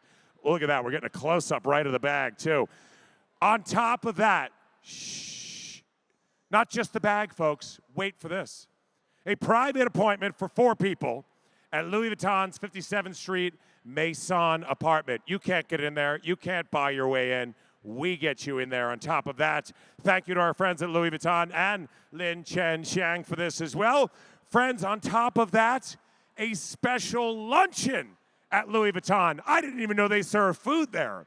I figured if you spent a lot of money, they'd give you some canapes and some champagne. But lunch for 4 people and I think you have your accessory for that.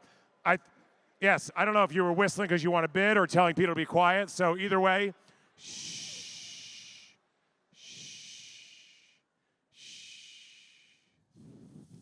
Namaste. Thank you very much. Here we go. Friends, all of this, the lunch, the private tour for 4, and the handbag, all can be yours. Priceless opportunity. Who's it? Hey, I've got a big birthday to buy for somebody. I'm in for $5,000. Who's in for $6,000? Damn, I'm out. $6,000 it is. Now 7. Now 8,000. 9,000 right here. 10,000. 10 it is. 11. I got that with my peripheral. I saw that. $11,000 is the bid we need now. We have 10. Looking for 11. My friend, you showed us how to raise the paddles in the beginning, and now you're doing it again. 12,000 it is right there. She went 11, you went 12. Now $13,000. 12. We have 13 in the corner. Do we need it? We have 13 over there. Kent, somebody in your area over there, I think, please raise a hand or a paddle in the corner. It's going to be hard for me to get back there to talk to you if not. No, we do not. Okay, we've got 12,000 right now, looking for $13,000. You can bid too. Pictures cost $13,000, by the way, right now. This is a limited edition opportunity. We've got a $12,000 bid. Friends up top, how we doing up there? You guys are doing great. 13 is the bid right now. A once in a lifetime. 13, she's back at 13,000. Now we need 14,000. I've got 13, looking for 14, maybe on the other side of the table. You know, they were friends when they arrived, but I don't know about afterwards. You can share the bag on certain days of the week. But remember, the tour is for 4 people. The lunch is for 4 people. The bag, there can only be 1. 13 is the bid. If I don't see 14,000 anywhere in the room, I mean, it's a $14,000, $15,000 and beyond package, but I'll give it away if you're going to make me. At 13,000, selling once. Fair warning, she's gone. Oh, she's behind me. 13,000, selling twice. You're going to let this go? She's going to let it go at 13,000. This is sold right here at 13,000. Paddle 640. This is Miss China. This is Miss China. Oh, my friends, standing next to me is Miss China, by the way. How about that? You guys are like, get off the stage. Just let. She is also not just Miss Universe China. She was also #4 in the final competition worldwide. So she was amazing. Rosalind. Rosalind? Rosalind. Yeah, let's hear it for Rosalind. She's been doing a great job. And Rosalind wouldn't mind going to lunch with you guys, right? Yeah, she likes lunch at Louis Vuitton. Who doesn't? I didn't know they served it. All right, thank you. We are moving on to our artwork portion of the program. Okay. All right, the artwork is on its way back. While it arrives, here we go. This is, I may need your help with the name of the pandas. How am I doing here? How about, that's not working. Here, you want to use this? Hey, you guys, I just need to, I'm so sorry. I'm not the auctioneer. But I must tell you, shh. Shh. We have worked very hard to bring you these wonderful, wonderful things. Even if you don't buy it, I want you to know about them. This belongs to, it's a work of Zhang Huan, one of the greatest Chinese artists, greatest Chinese contemporary artists. Zhang Huan is a very, he's so big. In New York alone, all the museums from Metropolitan Museum to Guggenheim Museum, MoCA, everyone from Louis Vuitton Museum to every museum in the world has Zhang Huan's. Don't go away. Where are you going? Where are you going?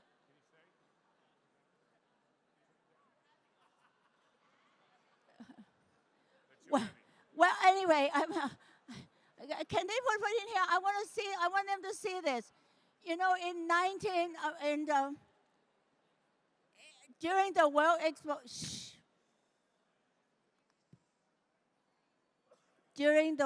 Expo, during the World Expo, Zhang Huan created 2 amazing, amazing artwork, 6 meters long, 6 meters high, 6 meters high.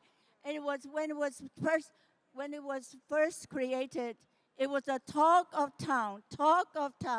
It was so magnificent. This is made of stainless steel, and it was shining. I will tell you that afterwards, Zhang Huan only made a few pairs, and I want you to know what I did. Well, I'm a collector of Zhang Huan. So Sophia is also a collector of Zhang Huan. Zhang Huan has donated this to us. This is not for sale.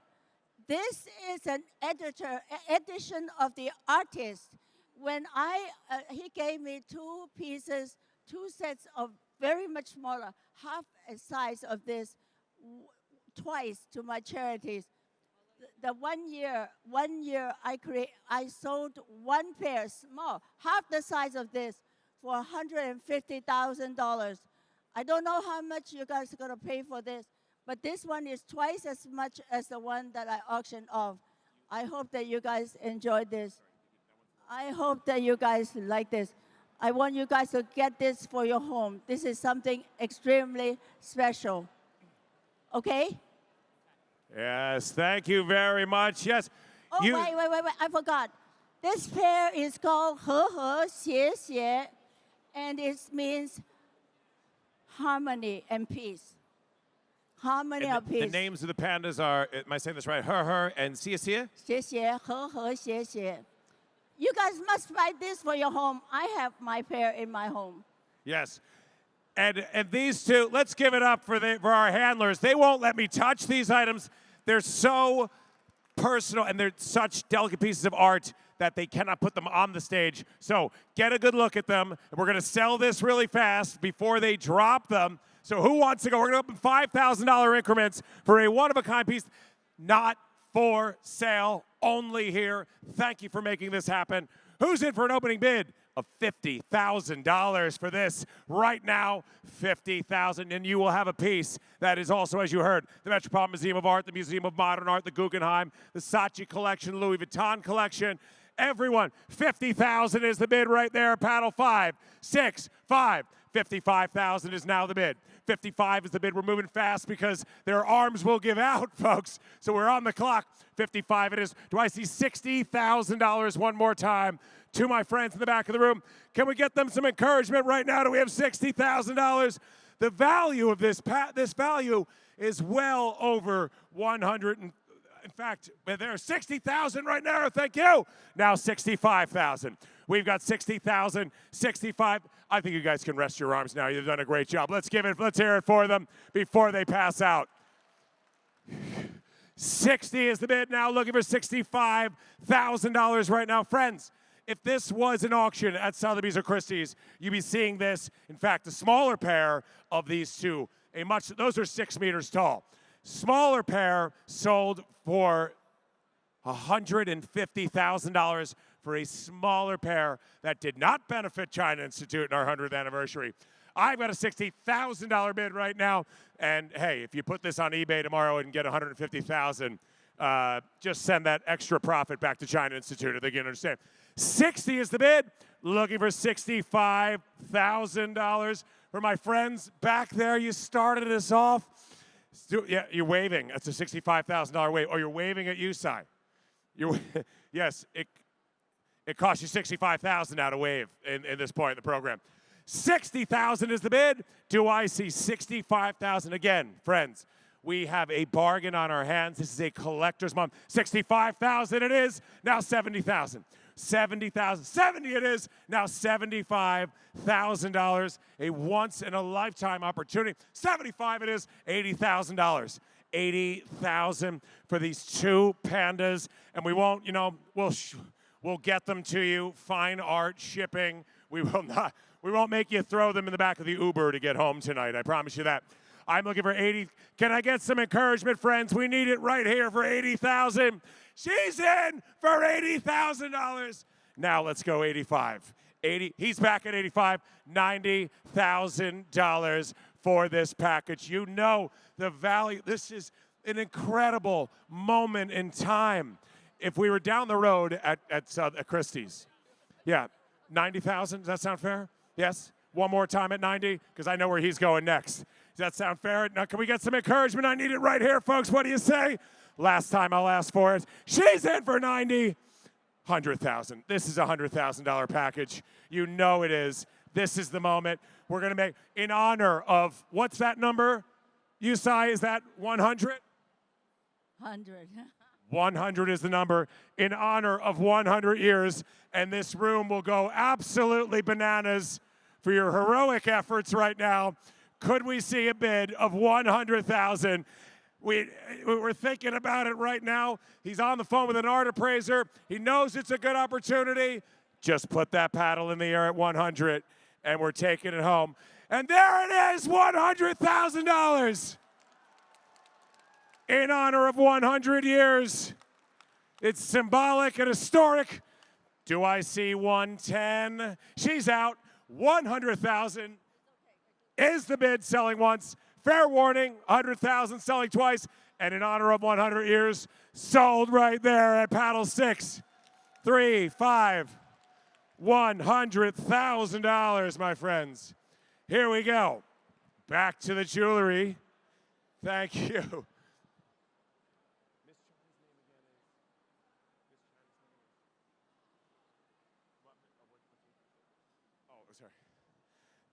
Okay, thank you, and back with us. Here we go.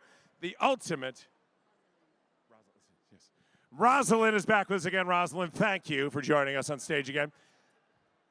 The first one to bid, Rosalind wants this. Okay, if you're wondering, she's intimate with these earrings right now. She's holding them in her hand. You have to be the one to seize them from her clutches, and it all benefits China Institute, folks. Tiffany Hardware large link earrings, 18 karat gold, rose gold, I should say, with pave diamonds, 1.18 carats of pave diamond. This, and you get on top of that. Shh. Oh, it's rose gold. Rose gold. Yep. Rose gold. Yes. Shh. Friends, thank you. I was just getting an update on something. You're also, you and 3 friends, so party of 4, are going to have a private tour of Tiffany & Company on Fifth Avenue Landmark. And then after that, the 4 of you are going to have lunch at Danielle Beloud's gorgeous Blue Box Cafe, which you cannot get a reservation for. Try it right now. All of this can be yours. We have an opening bid of $10,000. Who's in for $11,000 right now for this fabulous package? 11 is the bid right now. We have 11,000 right back there. Thank you. Now 12,000. 12 is the bid we need right now. Are you back? 12,000 it is. Rosalind, 13,000. Rosalind says 12,000. Yes? 13. 14,000 it is right there. 14 it is now. 15,000. 15. Rosalind, can I raise your paddle one more time for you? Yes? 15 it is. 16,000 right there. You against Rosalind. 16 is the bid in the back of the room. Looking for 17,000. Rosalind, are you back? No? 16. $17,000 right there. How about 18 in the back of the room, my friend? Come back to us with a bid of 18,000. He's out. 17 is the bid. Rosalind, one more time at 18,000. There's 18 right there. Thank you. Now 20,000. She's back at 20. Now 22,000. 20 is the bid. 22. Now 24,000. The private tour at Tiffany's. We got the private tour. 22,000. $24,000, my friend. We've got 22,000 here. 24. 26,000. She's out. 24,000 is the bid. He's in for 20. Let's call it 25,000. 25 it is. 25,000 to my friend right there in the center of the room. Selling once. She's out. If I do not see an advance of 26, 25,000 selling twice. And at 25,000, Rosalind's out. Sold right there, 25,000. Raise that. Oh, we got a spotter right there. What's that paddle number again? I think it was 587. Let's hear it. No, yours was 587. Sorry. There he is. We have our volunteers right there on the scene. Let's hear it for Rosalind, not just Miss China, but bidding with her own paddle on this to support China Institute. Give her a round of applause. I love it. Moving right along. Here we go. Another beautiful piece of art. It's coming up this way, I believe. Shh, shh. Buzz, buzz, buzz. Shh, shh. Okay. This is The Artist by Hsieh. Friends, this is 100 centimeters by 160 centimeters. You'll see it come up here in a second. It is a stunning, one-of-a-kind, mixed media piece. This is acrylic on canvas. There it is. I mean, that's practically actual size if you saw it over there. If someone could bring it up here, we're going to move this quickly. We're moving on with the program. But folks, shh. This is The Infinite Tao is the name of this piece. Watertown series in a major project initiated by I'm thinking of our liquor from before. I could use some too. From Bai Hsieh back in 2023. And of course, it's visual impressions. Water is the inspiration. Opening bid for this one-of-a-kind piece. Who's in for $15,000 to take this home? 15 is the opening bid we need right now. $15,000 for a one-of-a-kind mixed media piece. If it's possible to bring the item up to the stage. Kev, I may help you. I may ask you to flex those big biceps and bring that up here. 15 is the bid right here. You are outbidding Hsieh Khan right now. 15 is the bid right now. Who's in for $16,000? Once in a lifetime opportunity to take on this beautiful piece of art and benefit China Institute. I've got a $15,000 bid right now. We're looking for $16,000 somewhere in the room. No, they're bringing dessert out. Now the waiters are bringing out dessert. 15 is the bid. Do I see 16? Friends, we're moving along here. We got a lightning round on this item. If I do not see, the value of this is well over $20,000. I don't believe we have it here, but it's not on its way up. 15 is the bid right now, but I don't see 16,000 anywhere in the room. 15 is the bid right now, selling once for a one-of-a-kind mixed media gorgeous piece. $20,000 is the bid. Let's hear it for her right now. She's outbidding herself. This is what philanthropy is about. This is what your Care for China Institute is about. If I don't see 25,000, it's 20,000 selling once. 20,000, selling twice, sold right here at 20,000 to an anonymous bidder. Anonymous sale right here at 20,000. Let's hear it for Miss Anonymous. And now we're moving along. Here we go. We've got another incredible. This is, shh. Friends, we are almost there, I promise you. I'll be as happy as you. Can we bring up, shh.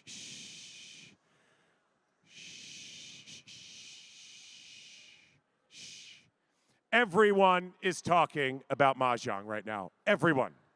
It is everywhere. I have an event tomorrow night on Long Island, Boys and Girls Club. They're like, we have a great Mahjong experience. Everybody wants Mahjong. So let me get to the highlights of this.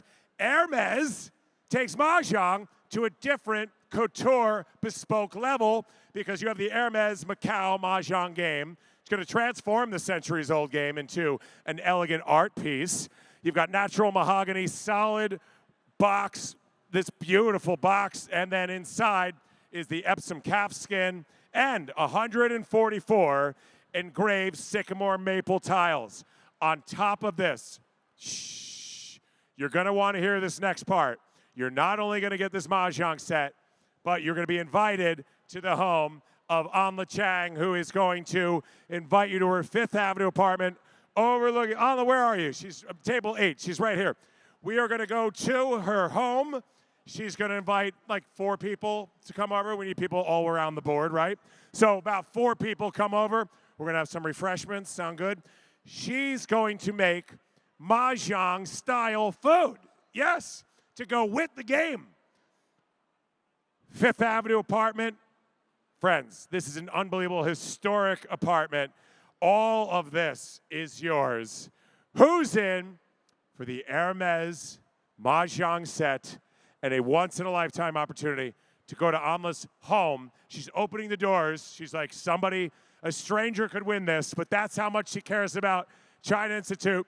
We're not even going to do a background check on you. Who's in for $15,000? 15 it is. Let's go to $20,000 on this. $20,000. I've got $15,000 right now, looking for $20,000 for this once-in-a-lifetime experience. You're going to go to her home. Mutually agreed upon date. We will take $18,000 right now for this. I've got a $15,000 bid, looking for $18,000 right now. Keep an eye. The value of this. I mean, come on, friends. This is unbelievable. It is right backstage with us. The beautiful. Can you help me with that Hermes box? Just bring that on stage. Can someone just bring that Hermes box on stage? Please, thank you. You got to see the box, because the box is half the gift, right? We've got a bid of $15,000 right now, looking for $18,000. Thank you so much, Amla, for this. $15,000 to my friend who's very excited and thinking about Mahjong right now. Selling once, $15,000. We started this one high. Selling twice, he hit the bid at $15,000. Fair warning, this is sold to my friend right there. What is your paddle number? Paddle 701. Let's hear it for Amla. This is an amazing package. We're almost there, folks. We've done it. We've almost got there. Now, shh. Stay with me for a few more moments. I really appreciate it. We've got another beautiful 4-panel ink painting on paper. This is a folding screen set. You saw it in the cocktail hour around there. Hopefully someone is going to bring it up here on stage so we can see it. Yes. Just so you know, the artist, Tao Jun, has been compared to Willem de Kooning, one of the greatest artists out there. Hopefully that piece is going to come on stage, but you see it here. It is here with us tonight. It is a stunning 58 by 3 inches wide, 27.5 inches high. A rare opportunity to get this. His work's been seen around the world and locally here at Yale, at the Met, everywhere. Who's in? We need a big bid on this one. I'm looking for an opening bid of $75,000 for a once-in-a-lifetime collector's piece right now. $75,000 is the bid. Now looking for $80,000. 80 is the bid now. $85,000, my friend. Excuse me, coming through here. Now we need a bid of $85,000. Come back to us one time. Friends, if you could take your seats. I know it's been a long program. 85, one more time. Can we have some encouragement for her right here? She's very excited about this. What do you say? One more time at 85. I think it could be yours. Can we get some encouragement? I hear a lot of yeses. And there it is at 85,000. Do I see 90,000? 90,000 right there at 90,000. Now $100,000. It's a one of a kind. We got 90,000 at that table right there. Keep an eye on them. I will take 90. 95 sound a little better. Save you 5,000. We've got a $90,000 bid. Shh. Friends. 90,000 is right over here on this side. It's very hard to see. 95,000 it is. Do I have $100,000 for this piece? You loved it at 90. I have to go up high because everybody's standing. Do I have 100,000? Can we get some encouragement right there? Put the paddle high in the air for $100,000. I'd hate to leave it at 95. This is an opportunity that's going once. Do I see $100,000? You were very excited a second ago. Can't let this slide away. Do we see another bid in the room? I have 95,000 right here. Do I see 100,000? Put the paddle high in the air for China Institute again. A 100-year ceremonial gift for a piece of art that's worth well over 100,000 and will continue to increase. Past performance not indicative of future results. Last call. I'd hate to leave it here. I'll tell you what. If I give this to you guys at 100,000, can we say sold? Is that fair? At 100,000? She says yes. It is sold right here at $100,000 in honor of 100 years of China Institute. Friends, thank you. I know it's an exciting night, but if you could please take your seats. If you could please take your seats, friends. Wow, what a party. What a night. I got one last thing to go through. You guys are a spirited crowd. Here it is. Shh. Thank you, friends. If you could please take your seats. We'll give you a break momentarily, and we'll continue on with our program. There's so much to get to tonight, so much history. My final item here tonight is this Jeff Koons diamond piece that's going to come back on the stage. I believe this time we're going to have it. Now, shh. Thank you, friends. Once again, if you would please take your seats. Thank you. 我们只有2个就没有了，只有2个 auction 就没有了啊！我请你们坐下来好吗？请你们坐下来可以吗 Try this one too.？OK。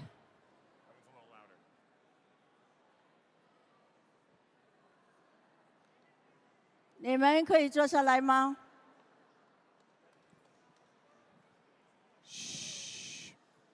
Okay. Friends, okay. Hsieh has something to say. Please give her your undivided attention. No. You have something to say. We have an amazing auction coming up right now. I do know that there are people who really like this auction. Please sit down, please.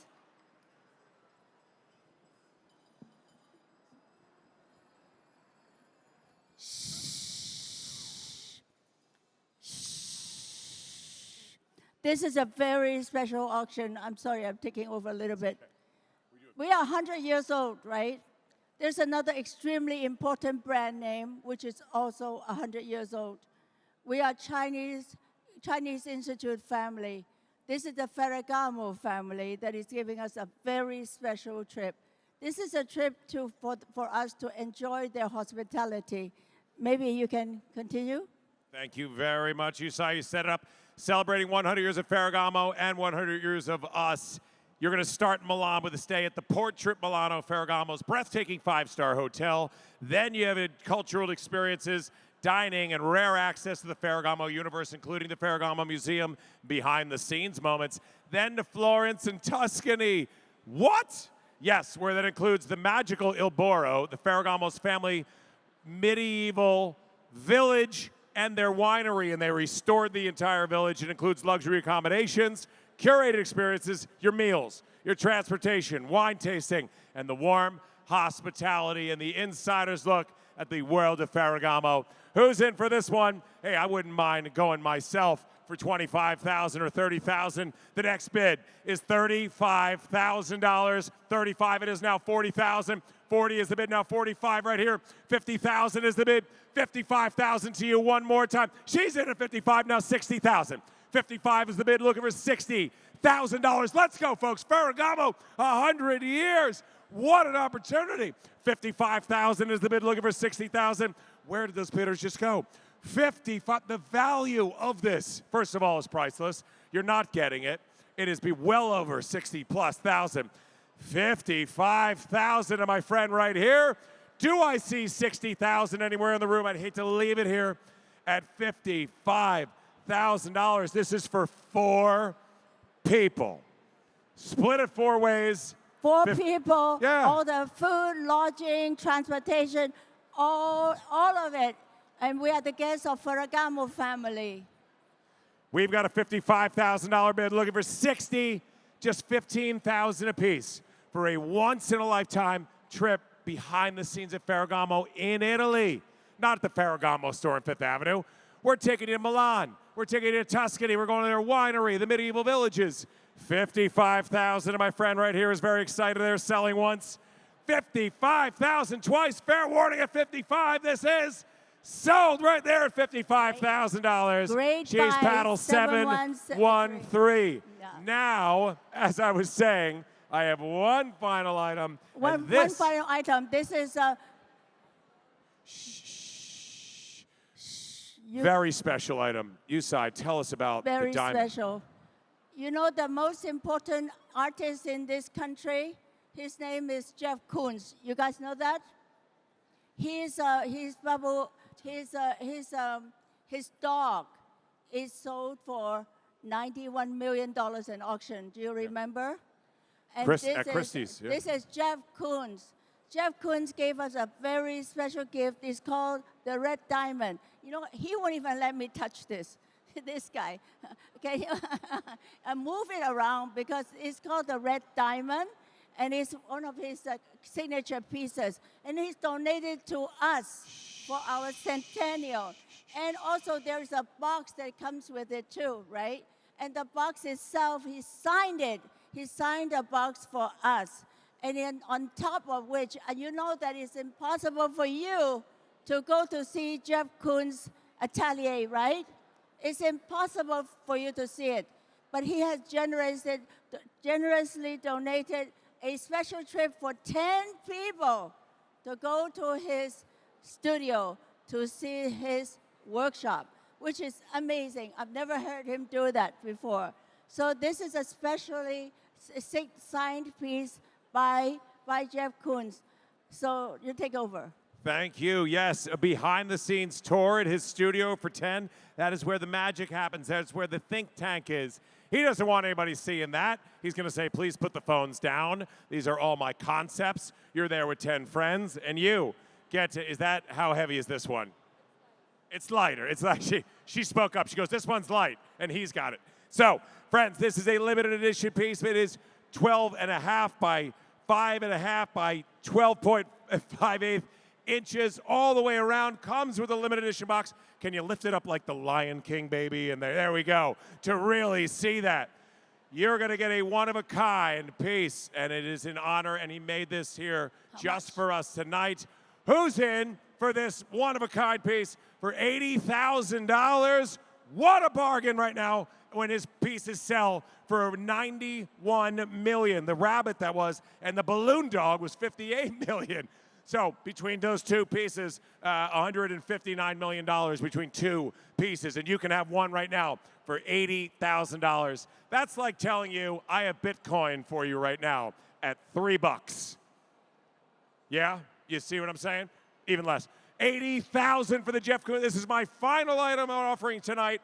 Who's in for an opening bid of $80,000? What a bargain, a one-of-a-kind, once-in-a-lifetime opportunity to take home a Jeff Koons.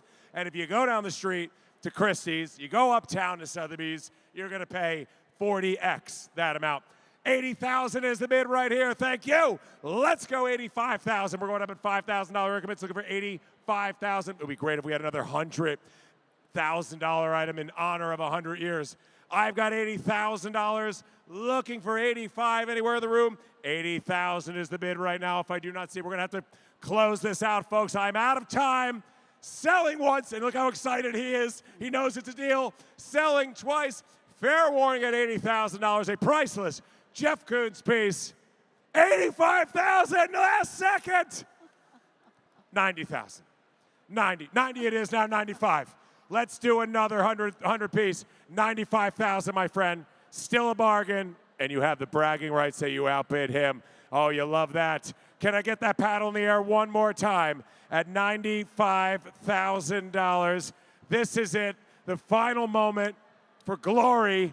You can make it happen. Can we get some encouragement? Everybody in the room now, put your hands together for that guy. Are you in? We have to wrap this up. I'd hate to see you lose this for just, it's like... Okay. Wrap it up. There we go. 90,000 selling once. I'm wrapping it up. 95, he's in. 100,000. 100,000. Do I have 105? If not, 100,000 selling once. You heard Hsieh. Wrap it up, Tully, selling twice. And at 100,000, this piece is sold right here. 100,000 in honor of 100 years. Outstanding, folks. Congratulations. We're done for auction at this point. There's another auction later on, but it's only cash auction. May I please say something that I forgot to say? I forgot to tell you something very interesting. Because the mayor, Mandanli, I forgot to read it to you.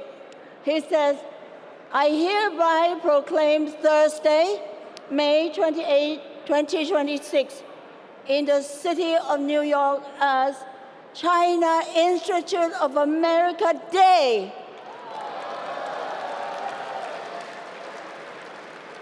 I am very, very happy to also recognize with us an old friend of ours, the former mayor, Eric Adams. Can you stand up for a minute?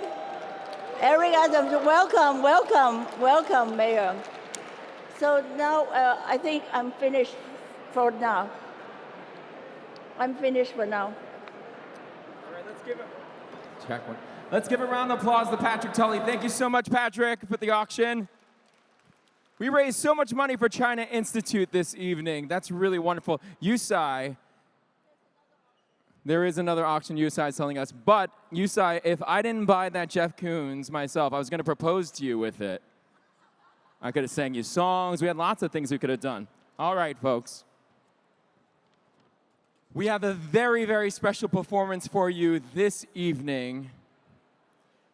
It is my immense honor to introduce a living legend of the Peking Opera stage who follows in the line of a figure who is so important to history itself and the history of China Institute that a whole exhibition is devoted to his legacy, Mei Lanfang. Now, the show, The Dancing Goddess, is on view at the China Institute in their gallery through July 12th. Please welcome, ladies and gentlemen, if you just take a seat, take a seat. We have a wonderful performance for you this evening. This is something you definitely don't want to miss. Have a seat. I know. The Peking Opera is really special. But please, welcome to the stage a living national treasure of China's intangible cultural heritage, Master Hu Wenge.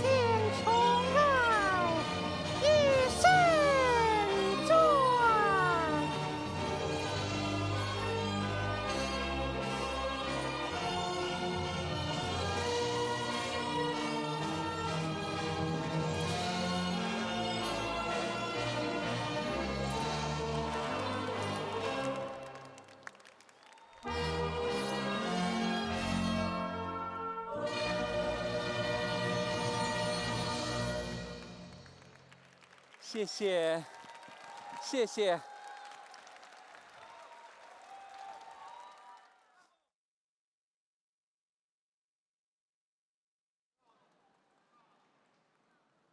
Bravo, indeed. One more time, a round of applause for Master.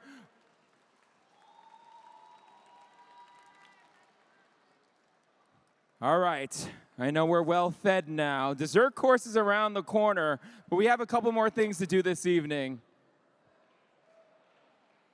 That was absolutely stunning. That is history right there. That is something the China Institute can bring to you right here in New York City, Beijing's absolute finest. And now, I'd like to welcome back to the stage our gala chair, Yusai Khan, and also China Institute trustee, Goretti Lo Louis.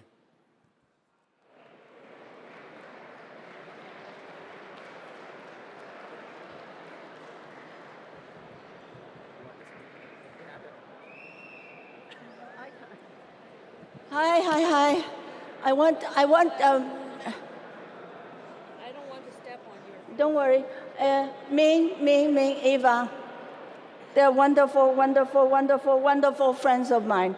And I want you to, first of all, meet our dear, wonderful board member, Goretti.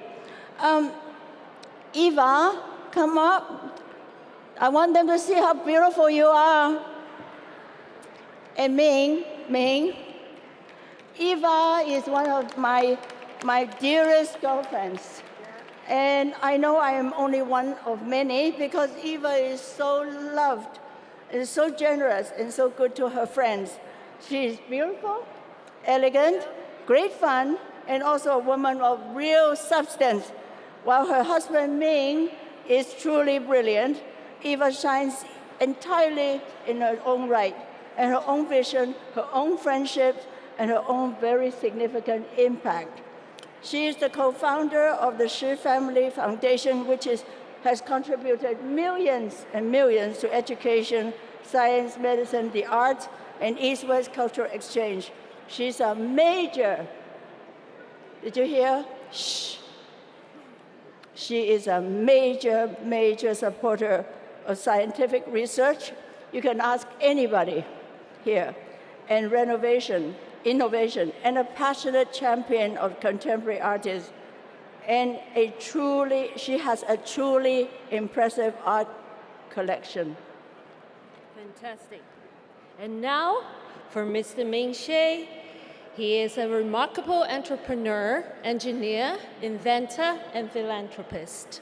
Born in China and educated at USC, he built his career at the intersection of technology, science, and real-world impact. He founded Cogent, which became a global leader in biometric identification system used in more than 60 countries. Today, he is chairman, president, and CEO of Fulgent Genetics, a leading company in genetic testing, oncology services, and precision medicine. Mr. Hsieh has been elected to the National Academy of Engineering and named a fellow of the National Academy of Inventors. He is also a trustee of USC and Fudan University in Shanghai, and a recipient of the Ellis Island Medal of Honor. Here is a video about Mr. Hsieh. Ming Hsieh. A graduate of the University of Southern California, Mr. Hsieh earned multiple degrees in electrical engineering. In 1990, he co-founded Cogent Systems Incorporated, a pioneering security firm that became a top manufacturer of automated fingerprint identification systems. Under Mr. Hsieh's leadership as chairman and CEO, Cogent Incorporated became the worldwide leader, providing service to law enforcement, military, commercial enterprises, and other government agencies. Their innovations in hardware and software design for the security industry have remained unparalleled. Currently, Ming Hsieh serves as chairman, CEO, and co-founder of Fulgent Therapeutics, a firm dedicated to cancer research and pharmaceutical development. Eva Hsieh is a visionary entrepreneur and philanthropist. She is the co-founder of the Hsieh Family Foundation. With the great passion for art and the willingness to help the new generation, Ava Hsieh is a patron of the Huntington Library, MoCA, and the Getty Museum. She has been supportive of young, emerging contemporary artists around the world, integrating the cultural exchange between the East and the West. As philanthropist, Ming and Eva Hsieh has donated close to $100 million since 2005 to support various high schools and universities in research. He's extremely philanthropic. A lot of people have money and willing to give, but it takes a lot for someone to be willing to step up and be visible, to set example that, you know what, Asian Americans, Chinese Americans also can be just as philanthropic. And I think that's very inspiring. Mr. Hsieh's philanthropy has also extended to the arts. Ming was one of our most generous patrons. It's fascinating that someone whose creativity is in engineering is so interested as well in creativity in the fine arts. He has a natural sympathy for artists and creative people. He's a great patron and a great person. Ming Hsieh is a testament to the power of giving back to the community. His generosity and genuine compassion for those in need make him a unique figure in philanthropic circles. Beyond entrepreneurship and innovation, Ming has long believed in the importance of history, education, and cultural understanding. Together with Ava Hsieh, he supported the China Pavilion at the Nixon Library, together with Dr. Henry Kissinger and Rupert Murdoch, an exhibition dedicated to President Nixon's historic 1972 visit to China, known as the Week That Changed the World. For Ming, this history is deeply personal. He has often expressed gratitude for President Nixon's vision and courage, which opened new possibilities for dialogue, education, and cooperation between the United States and China. For Ming and Ava, supporting the China Pavilion was a way to honor that legacy and preserve an important chapter of history for future generations. At a time when U.S.-China relations remain one of the most important relationships in the world, their support reflects a lasting belief that dialogue, mutual respect, and cultural understanding are essential to building a better future. Thank you. Thank you. I think we need photo ops. You can come over here. Photo ops.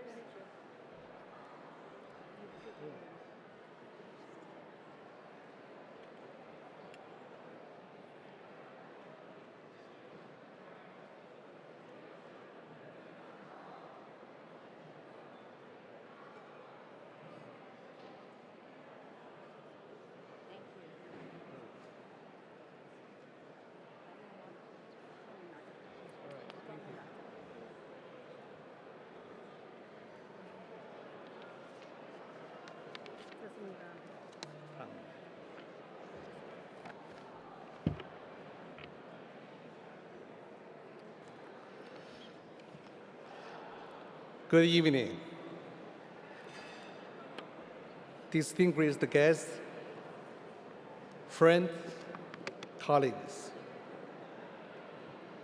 First of all, I would like to use this opportunity to congratulate all those successive bidders who won today's auction and supporting the China Institute for the 100 years of Centennial events.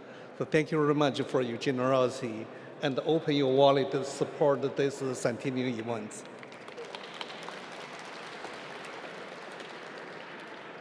Even I deeply honored and humbled to receive this recognition during the Centennial celebration of China Institute in America.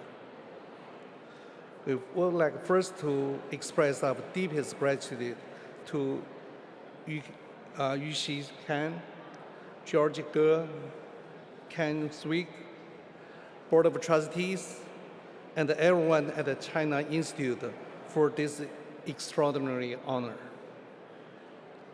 I would like to also extend our heartfelt congratulations to tonight's distinguished honorees, including the Nixon family, Chris Cox, Chris is here, I'm also very proud to be the board member of Nixon Foundation. So thank you, Chris. And the Bush family, Rockefeller family, Honorable Hsieh Tung, Professor Kai Li, are you here, Professor Kai? And Professor Chee. To be recognized alongside of such extraordinary individuals and the families is profoundly meaningful for us. Their contributions have helped shaping the diplomacy, science, education, innovation, philanthropy, and cultural understanding throughout the world. Yuan. 尊敬的来宾、朋友们、同事们，在这里我们非常荣幸，也深感谦卑，能够在美国华美协进会100年庆典这一重要的历史时刻，获得这份殊荣。首先，我们敬语希女士、董事会成员以及美国华美协进会的所有同仁，致以最诚挚的感谢。感谢你们给予我们这份非凡的荣誉。同时，我们也向今晚所有杰出的获奖者致以最衷心的祝福，包括尼克松家族、布什家族、洛克菲勒家族、董建华先生、李凯教授及崔毅教授。能够在这与这些卓越的个人与家庭一同获得表彰，对我们而言意义非凡。他们的贡献深刻地影响了外交、科学、教育、创新、慈善事业以及世界不同文化之间的理解与交流。他们同时也激励我们永远前行，与华美协进社共同走进下一个100年。谢谢大家。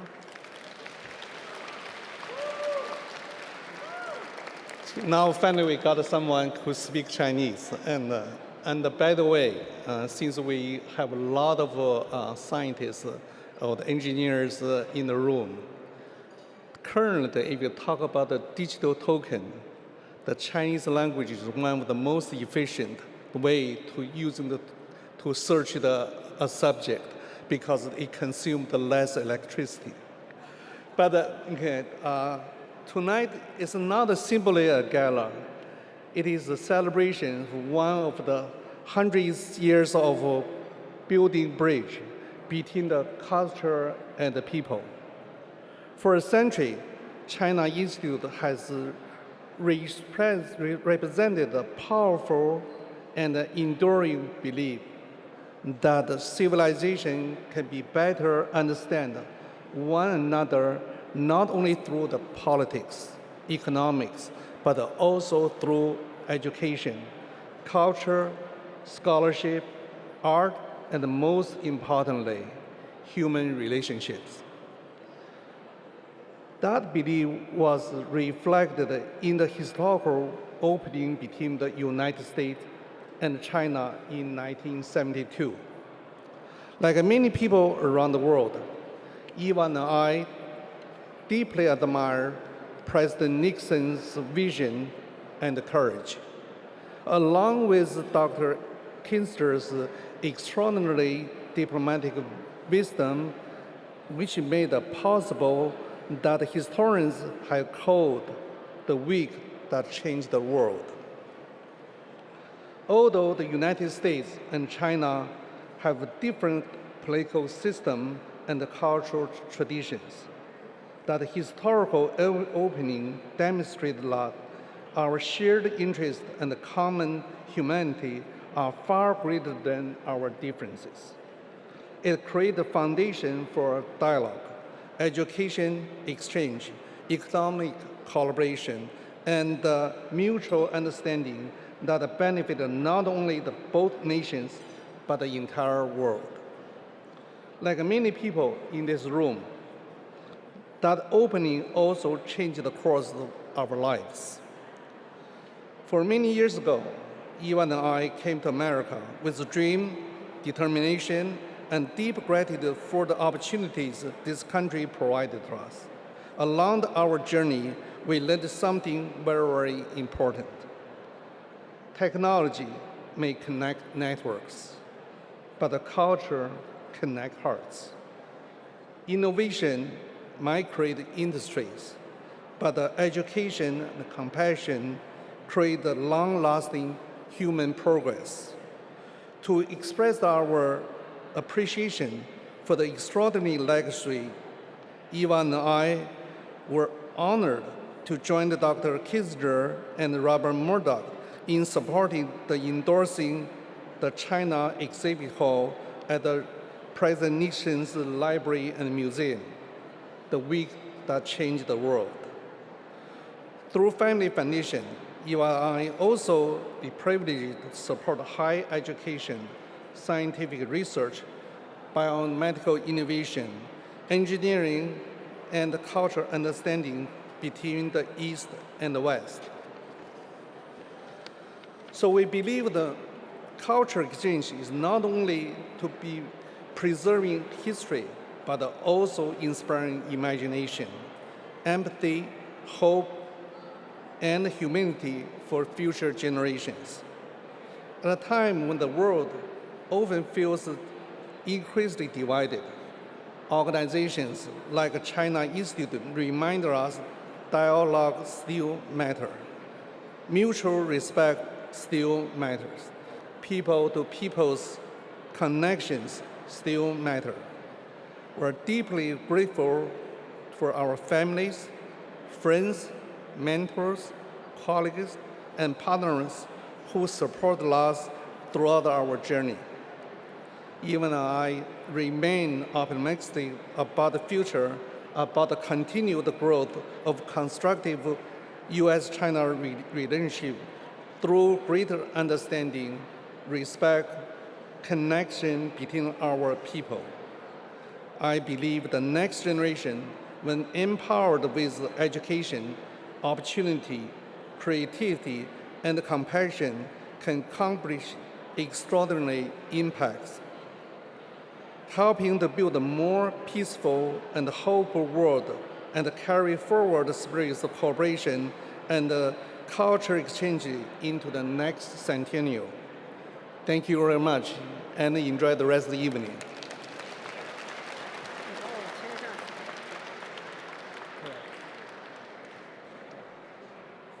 Thank you so much. All right, everyone. I have a secret. I need everybody to just quiet down really quickly. I need a favor from you all. I need a very important favor. I just spoke to our next speaker. He happens to be my favorite person who is speaking tonight. I asked him how he feels about speaking, and he said he's very, very nervous. Very nervous. So I would love you all to give him his undivided attention to help ease the nerves. I think he's not nervous. I think he's quite confident. I think he's a wonderful speaker. To introduce him, please welcome back Pat Tully. Yes, please welcome the aforementioned right there. This is the one and only my friend Kai Dahl. Say hi to Kai. Kai, how old are you? I'm 9. 9, and you're on stage on 42nd Street in Manhattan. Not so bad. Now, Kai has a message for all of you, and we do need your undivided attention for this 9-year-old superstar. Shh. Kai, take it away. Good evening, everyone. Did you know that China Institute has over 50 educational classes each month, such as language, art, music, food, and other fun stuff? I'm sure in the next 100 years, there'll be even more classes. And do you know who will benefit the most? Does anyone know who will benefit the most? You seem to know. Us? Who said us? She said us. Kind of, yeah. Me and my generation.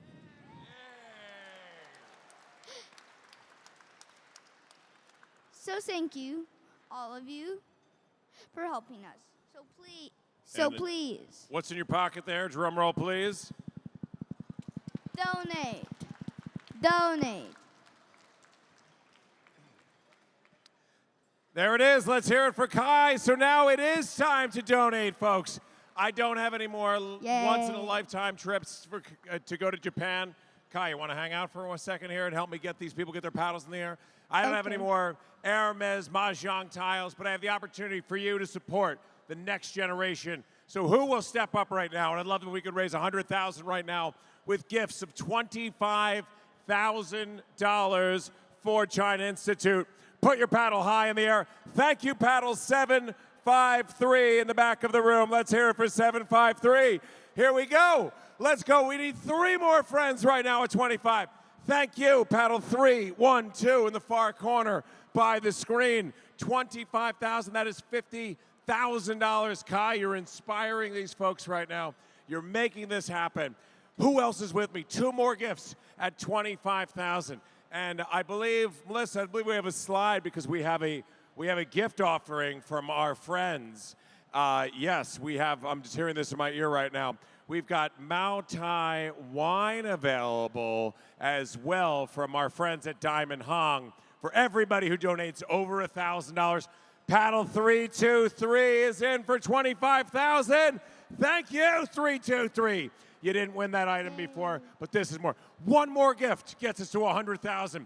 Kai, you've inspired these folks. As you said, it benefits this generation to keep that culture going another 100 years. This is the moment. And one more gift at 25,000 gets us to 100,000 in honor of 100 years. And there's a lot of ways we can get there as well, right? Yeah, he says yes. How about this? How about we see, let me see a big round of gifts at $10,000 right now. Put your paddle high in the air for a gift of 10,000. Thank you, paddle 554 right to my right. Kai, you've inspired them once again. There it is. Thank you, 554. That's 85,000 we've raised. Who else is with me for a $10,000 gift? 2 more gifts of 10,000. Get us over 100,000 right now. Do this for 100 years. Donate is the word. This is what it's about. It's happening right here live. Who else is with me for a gift of $10,000? You guys have been unbelievable tonight. We're going to get, thank you, paddle 20,000? She's in for 20,000, paddle 661.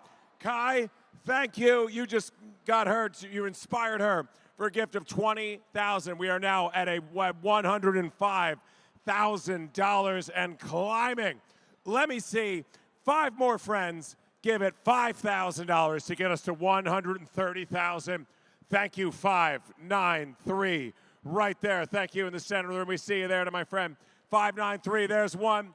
594 right next to you. Thank you. He just threw in a little elbow there. That's 2 gifts. Looking for, that's 115,000 we've raised. Looking for 3 more generous friends right now. Thank you, paddle 425. I need a smile. Thank you, there it is. We'll take that 5,000 now. Now it's 120,000. One more gift gets us to 125. I see the waiters are doing this all over the room. Everything is happening. Who else is with me here? One more gift of 5,000 gets us to 125,000 for our fabulous programs every day. 50 different programs that Kai was telling you about, all these classes, and we could send students to China, which we talked about last fall. This is the opportunity. Let me see, $2,500 right now. And again, everyone who gives at 1,000 or more is going to be able to go into the bar room to get that Mao Tai wine, courtesy of our friends from Diamond Hong. Thank you, 597 for 2,500. Let's go. 3 more gifts. Get us another 10,000. 754 as well in for 2,500. And look how excited number 703 is to give. That is 3. I need one more very generous friend right now to help us reach another 10,000 at this level.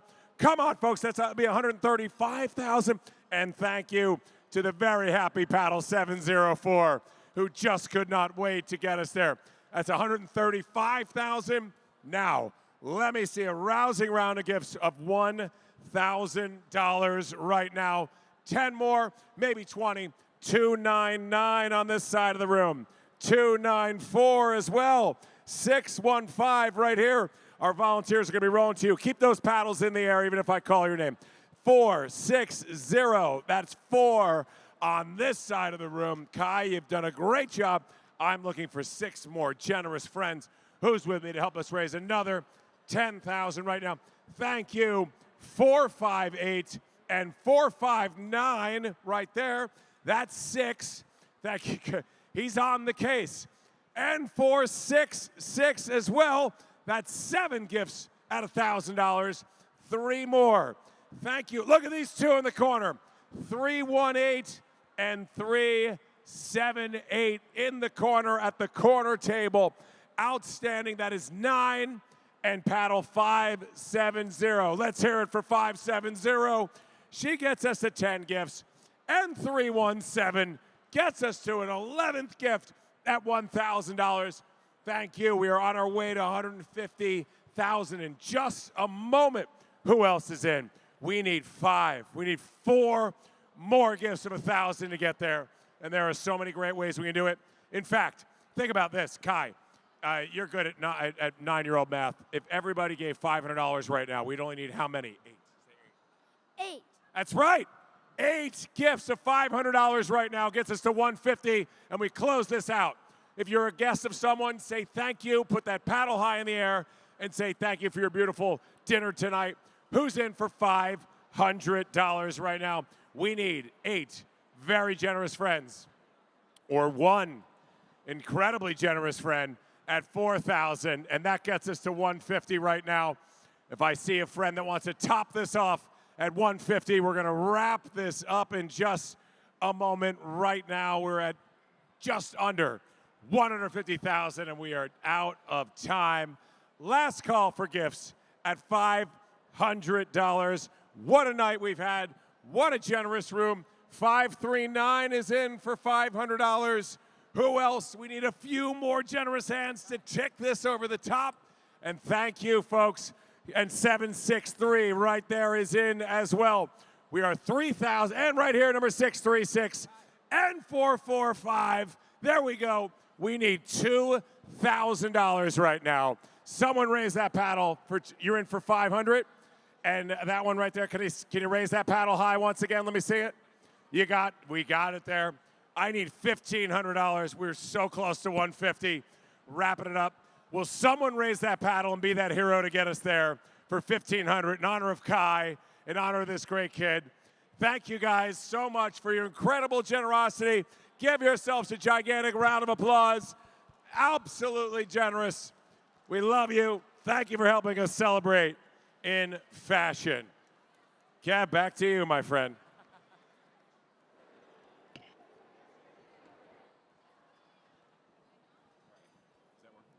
Thank you so much. Let's give another round of applause to Pat Tully and my new friend, Kai. Kai's got the message right there. Donate to the China Institute. It does benefit the future. You're looking at it right there. Also, so cute. Kai, you're the best. Can I have a high five, buddy? All right. Listen, it's not too late to donate. We have volunteers all around the ballroom who's happy to take your donations this evening. All right, let me introduce now China Institute Treasurer Xiao Zheng and America's Vice Chair, Tax of Ernst & Young LLP, Martin Fiore.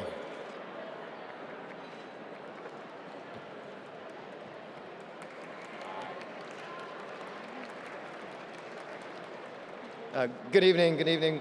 We are honored to recognize Professor Chee, a world-renowned scientist, entrepreneur, and beloved Stanford professor. He is one of today's leading innovators in nanotechnology, batteries, and sustainability. Professor's story is an inspiring personal journey from hardworking graduate student to prominence.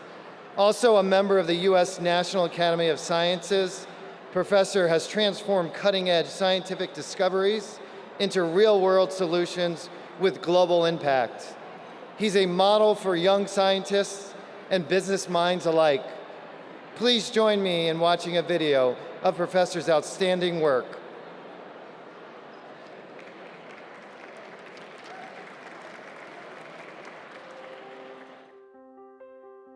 In the face of global climate and sustainability challenges, the world looks for pioneers who don't just see problems, but engineer solutions. Today, we honor a visionary whose work spans the atomic to the global scale, Professor Hsieh. From his base at Stanford University, Yi has redefined the boundaries of materials, science, and nanotechnology. Whether it's reinventing the lithium-ion battery to power a greener future, developing textiles that cool the body without energy, or creating nanotechnologies that provide clean water and pure air to millions. His innovations are the cutting edge of impact. Impact this profound does not go unnoticed. Yi's trophy cabinet is a map of scientific excellence. The Blavatnik National Award, the Global Energy Prize, the Lawrence Medal, and election to the National Academy of Sciences. These aren't just accolades, they are a testament to a career spent pushing the impossible into the attainable. But Hsieh knows that a breakthrough in the lab only matters if it reaches the world. As a relentless entrepreneur, he has bridged the valley of death between academia and industry. Through companies like Amprius and Enervenue, he is revolutionizing energy storage. Through Life Labs and 4C Air, he is bringing science to the clothes we wear and the air we breathe. He doesn't just sit on boards. He builds ecosystems where technology can thrive, scale, and solve real-world crises. While his inventions are legendary, Yi's greatest legacy might be human talents he cultivated. He has mentored over 170 PhD students and postdocs. Today, more than 100 of his academic children are professors at leading institutions across the globe. He isn't just teaching chemistry or physics.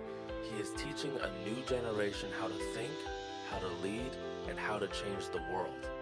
The Hsieh Lab isn't just a room at Stanford, it's a global network of excellence. Beyond the lab and the boardroom, Yi serves the global community. As the director of the Precourt Institute for Energy and the Sustainability Accelerator, he has been shaping the very future of how humanity interacts with the planet. His leadership extends to the Asian American Scholar Forum, AASF, where he magnifies the exceptional leadership and groundbreaking contributions of Asian Americans in technology, research, and industry. From directing the Aqueous Battery Consortium and the Battery 500 Consortium to his role as executive editor of Nanoletters, Yi is a tireless advocate for the scientific community, ensuring that the infrastructure of discovery remains strong for all. Innovator, entrepreneur, mentor, leader. For your unwavering commitment to a sustainable and brilliant future, we are proud to present this award to Professor Hsieh. Your impact is truly limitless.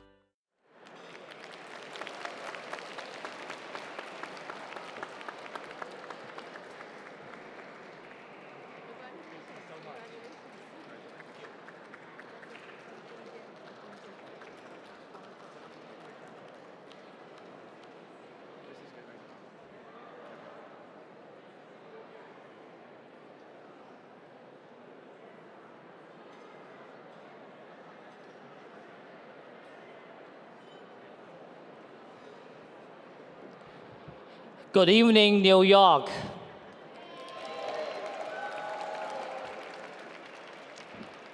Well, congratulations, China Institute, 100 years.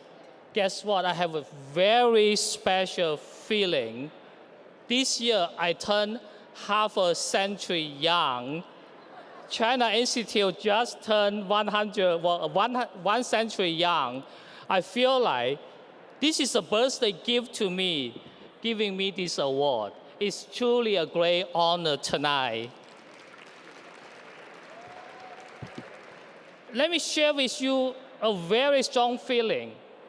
I arrived yesterday. I gave a lecture in China Institute. This morning, I woke up. I feel the power of China Institute. My startup company stock price grew by 25%. One day, I don't know how you do it. I'm going to stay here tomorrow. Please use your power again tomorrow. If tomorrow it keeps working, I'm going to come to New York once a month at least. Keep going, China Institute.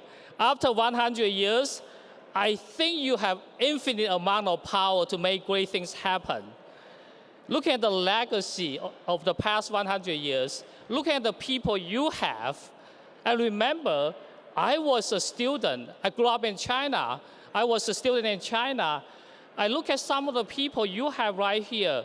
Hsieh, you are a hero to me when I was a little until today. I look at who is in the board. Yang Lan is my idol as well, and my wife's idol. You have so many amazing people. That's why you are so successful. Yesterday is true testimony. George, congratulations, 3 years serving as president. Now you found Jin.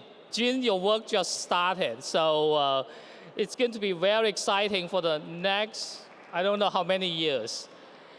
So at this moment, let me share with you one very strong feeling. I spent the first 22 years in China, growing up, finished undergrad, come to United States for study. It's been 28 years. I stayed longer in US than in China. Over the past 50 years, one message is very strong. I would like to thank the President Nixon family to help China build a relationship with the United States. I'm the beneficiary, so I can come to United States to study. This further strengthened by the Bush family, previously Rockefeller family as well. And this is truly amazing opportunity. One message is very clear. A few weeks ago at Stanford University, we have an event. I serve as a panelist. I was asked, what do we need for US and China? The message is very strong.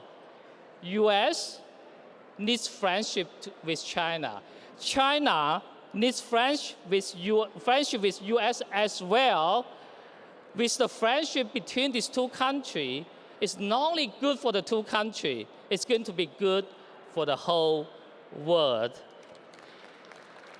And last, let me congratulate my fellow winners, and Eva and Ming sitting there, and also the next awardee, Professor Kylie, is going to come up. We work together, really working very hard to build this friendship between US and China. Thank you very much.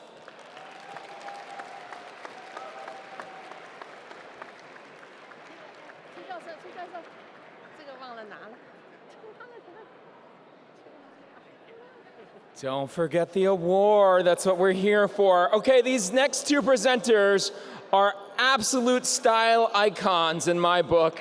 Please welcome to the stage China Institute Co-Vice Chair Sophia Sheng and Trustee, the dashing Dr. Hank Wu.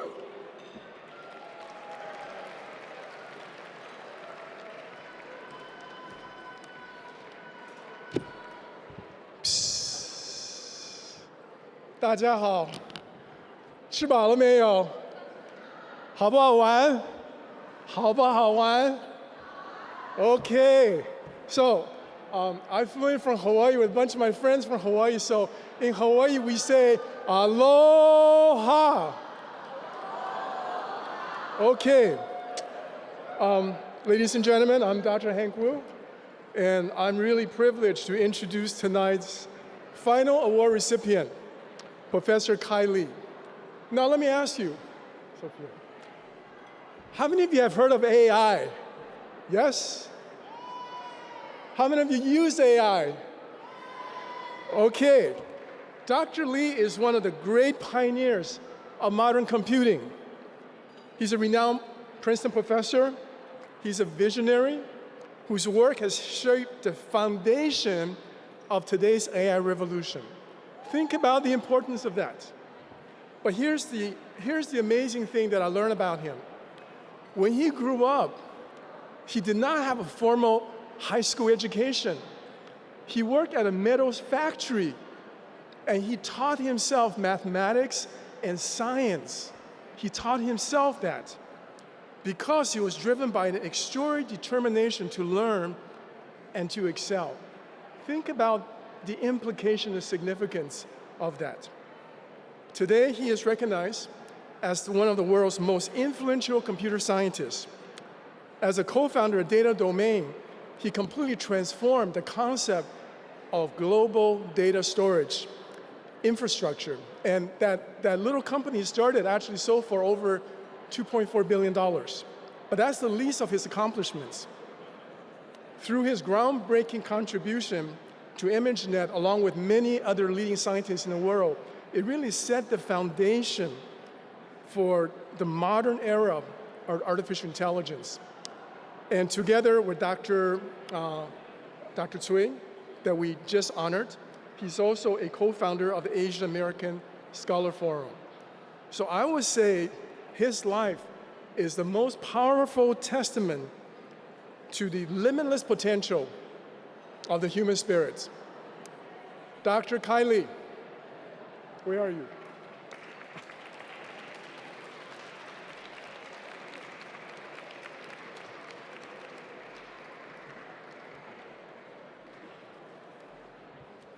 Good evening. Well, I want to just say a few things. One is, this is a wonderful honor, obviously. I'm deeply grateful for China Institute for inviting me to be part of this centennial celebration. And it's amazing to be recognized together with Nixon family, Bush Foundation, Rockefeller Foundation. Eva and Ming are good friends, and my friend Hsieh. Special thanks to Hsieh and George and the entire board. And for the honor, also for the amazing work the China Institute have done for 100 years. I think very few organizations would be able to say they spent a century building understanding between culture, education, and across the Pacific. So, happy birthday, the China Institute.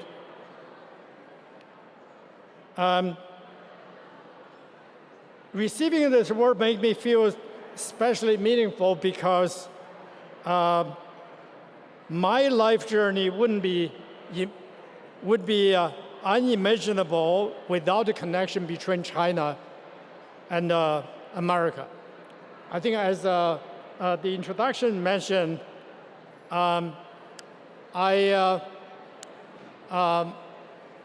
grew up in China during Cultural Revolution, and I had no high school education. When I was 12, my home was raided twice by Red Guards because my father was a professor. And when I was 16, I went to factory to work. So I think if anyone, if someone asked the teenager version of me, I would become a professor at Princeton or build a company or even come here to receive this award in New York City, I would have to say you clearly have the wrong person. I think what have changed my life is the US and China indeed had a connection because of Nixon, because many people who have built the bridges. And I also want to especially thank my English teacher, Mary Van der Water. When I was in graduate school, I didn't know how to apply to graduate school in the US. In fact, I have no money to pay application fee, not just tuition. And Mary carried a suitcase of applications, one from each student, to visit her mother in Ohio State. And her mother wrote a check for each application and mailed them in the post office. That was how some of the first group of people coming to the US after the Cultural Revolution. So looking back, it's amazing to think that the future of many Chinese American scientists depend on one suitcase and one very generous mother in Ohio. So I think I had the fortune to, like Hsieh, had the opportunity to make some contribution to science engineering. But I think the most important lesson I learned was talent is universal, but opportunity is not. So, so that's the belief drove me and many other people, including Hsieh, also my friend Yasheng Huang, as well as quite a few other people to form the Asian American Scholar Forum when the scientists were under harmful, unjust investigations. And we united together to advocate our rights at the federal and congressional level. And we also want to promote fundamental contributions by Asian Americans to show we are innovators and builders of this country. And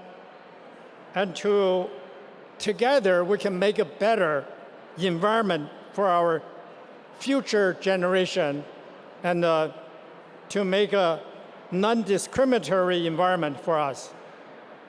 So, like Hsieh said, we're organizing an event in August 7th to 9th on Stanford campus. We'll have our event again, and we want to invite all of you to attend.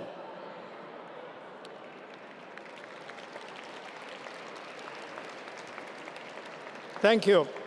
And I also want to say every accomplishment by ASF was a true collective effort.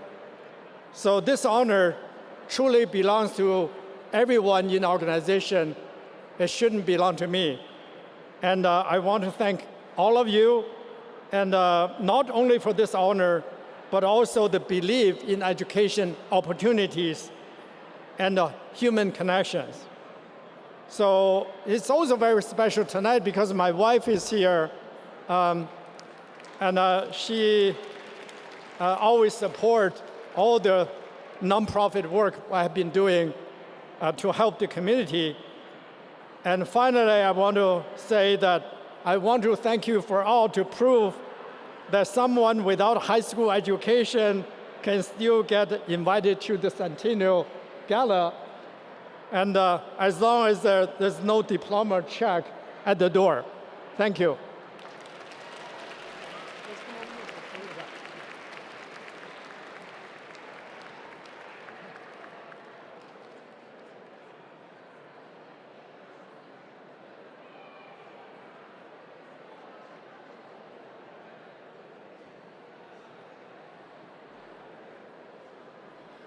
Let's hear it one more time for all our honorees this evening.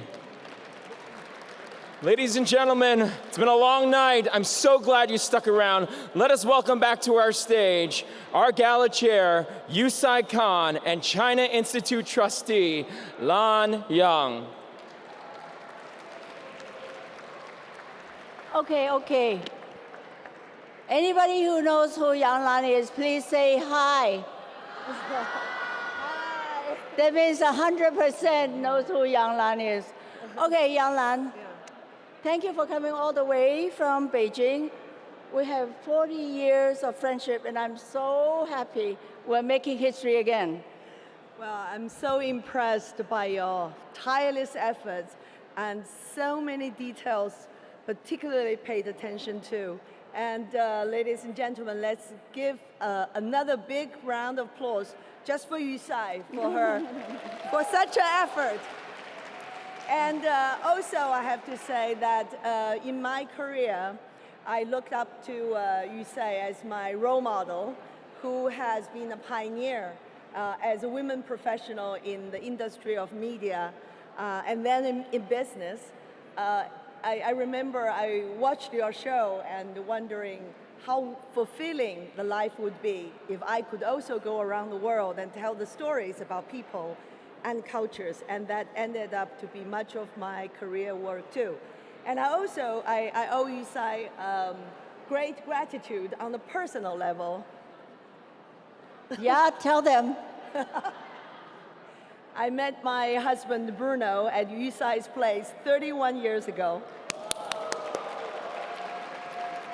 And here he is, and our children. Hello, husband. Hello, children. I see you watch. I watch you guys grow up. Thank you indeed. That may be my greatest matchmaking achievement. When I look around this room, don't you think this room is gorgeous? Don't you think people really look beautiful tonight? And I have never seen a Chinese group looking so beautiful. And we come to celebrate, of course, but I also want to ask you all to become part of China Institute's history. This is how we are doing it. Tonight, we are launching an ambitious goal to build a $50 million Centennial Endowment Fund over the next few years. So China Institute can for sure continue for another 100 years. You can help not just for cash, because, well, cash, of course, we always welcome cash, but you can also go home and do something very interesting. When you go home tonight, come on. When you go home tonight, I want you to look around. Your home must have something like a painting in storage, a watch you will no longer wear, jewelry, stocks, and other appreciated assets, even a vacation home no one is using. Through auctions and other creative giving opportunities, we can turn something of value into something very meaningful. Exactly, and I can almost visualize, what every one of us can continue our giving to China Institute. Maybe you have a watch or a piece of jewelry sitting in your drawer for a long time without using it. That could become a scholarship of a young talent. Maybe you have some picture in your storage room, which can be the first experience of Chinese culture for someone else. And actually, next year, I'm bringing a major exhibition of craftsmanship and modern design from China, and will sure donate some masterpiece for China Institute. So this is not giving, this is transformation. So this QR code is all over the place. It's in your brochure as well. That's right, to the back page of your brochure, the last page. There's a QR code, or you can scan the code right here, held by our Panda ambassador. Hello, Panda. Tell us, from this QR code, tell us what you want to give to us, and we will follow up with you. And so I want you to give generously, and give very imaginatively, and give, most importantly, from your heart. Scan the code. And remember, you can be tax deductible too, right? Okay, what you give today can live on for another generation. So thank you very much today. Well, let's go back to the party. Okay.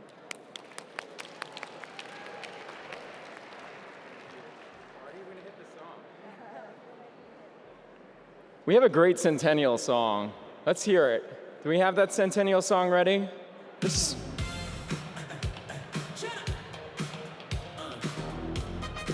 is amazing. They wrote it just for tonight.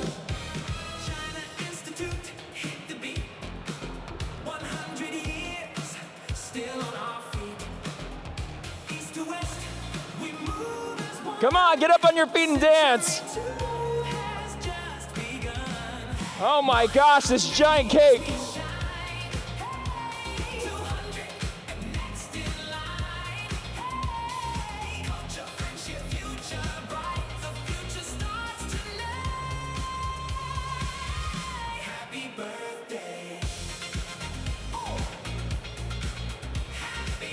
All right, everyone, if you have a glass, put it up in the air.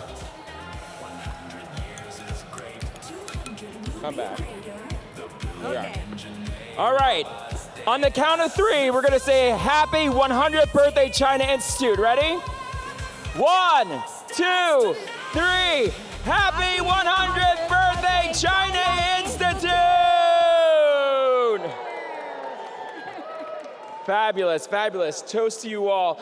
And this celebration does not end tonight. We have so many exciting events planned throughout the centennial year. Coming up, we will present China Week at Lincoln Center in July. Then on August 2nd, we will bring China Institute to the heart of New York City with a major public concert in Central Park, where we expect more than 5,000 people to join us. Then, on September 8th, we will host our Centennial Fashion Gala. I thought we had our Centennial Fashion Gala tonight, looking at all of you. But it's featuring some of China's most celebrated designers. Style icon, Sophia. For example, like my gown tonight, which is done by a young designer, Yinan. She's the first young Chinese designer selected by Project Runway. Anyway, so it's going to be September 8th at the Pierre Hotel. Please come support the event. And it's also part of the New York Fashion Week. It's a whole week of fashion celebration, and China Institute will be part of it. Thank you all. Thank you, Sophia.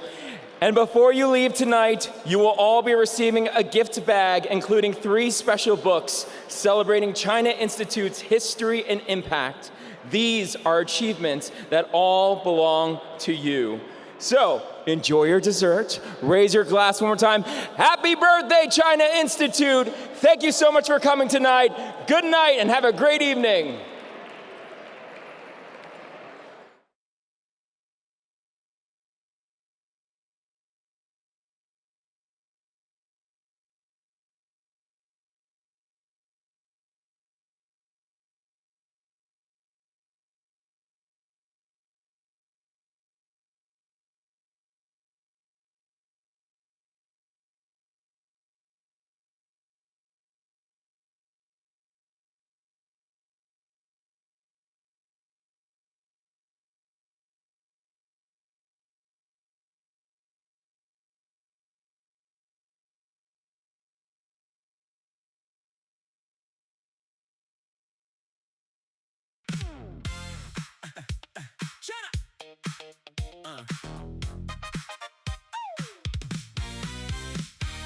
China Institute, hit the beat. 100 years, still on our feet. East to west, we move as one. Century 2 has just begun. 100 years we shine. Hey, 200 and next in line. Hey, culture, friendship, future bright. The future starts tonight. Happy birthday. Happy birthday, China Institute tonight. 100 years is great. 200 will be greater. The brilliant engine A robots dance. The future is here. The future starts tonight.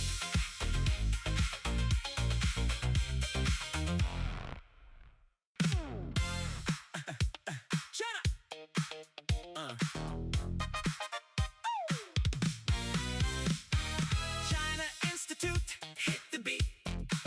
100 years, still on our feet. East to west, we move as one. Century 2 has just begun. 100 years we shine. Hey, 200 and next in line. Hey, culture, friendship, future bright. The future starts tonight. Happy birthday. Happy birthday, China Institute tonight. 100 years is great. 200 will be greater. The brilliant engine A robots dance. The future is here. The future starts tonight.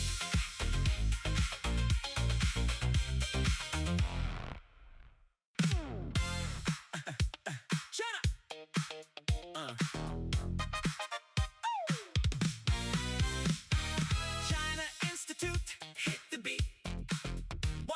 200 years, still on our feet.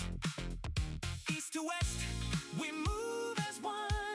Century 2 has just begun.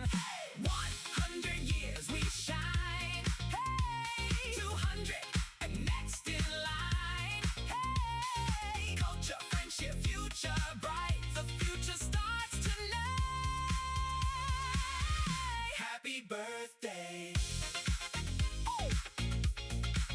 Happy birthday, China Institute tonight. 100 years is great. 200 will be greater. The brilliant engineer robots dance. The future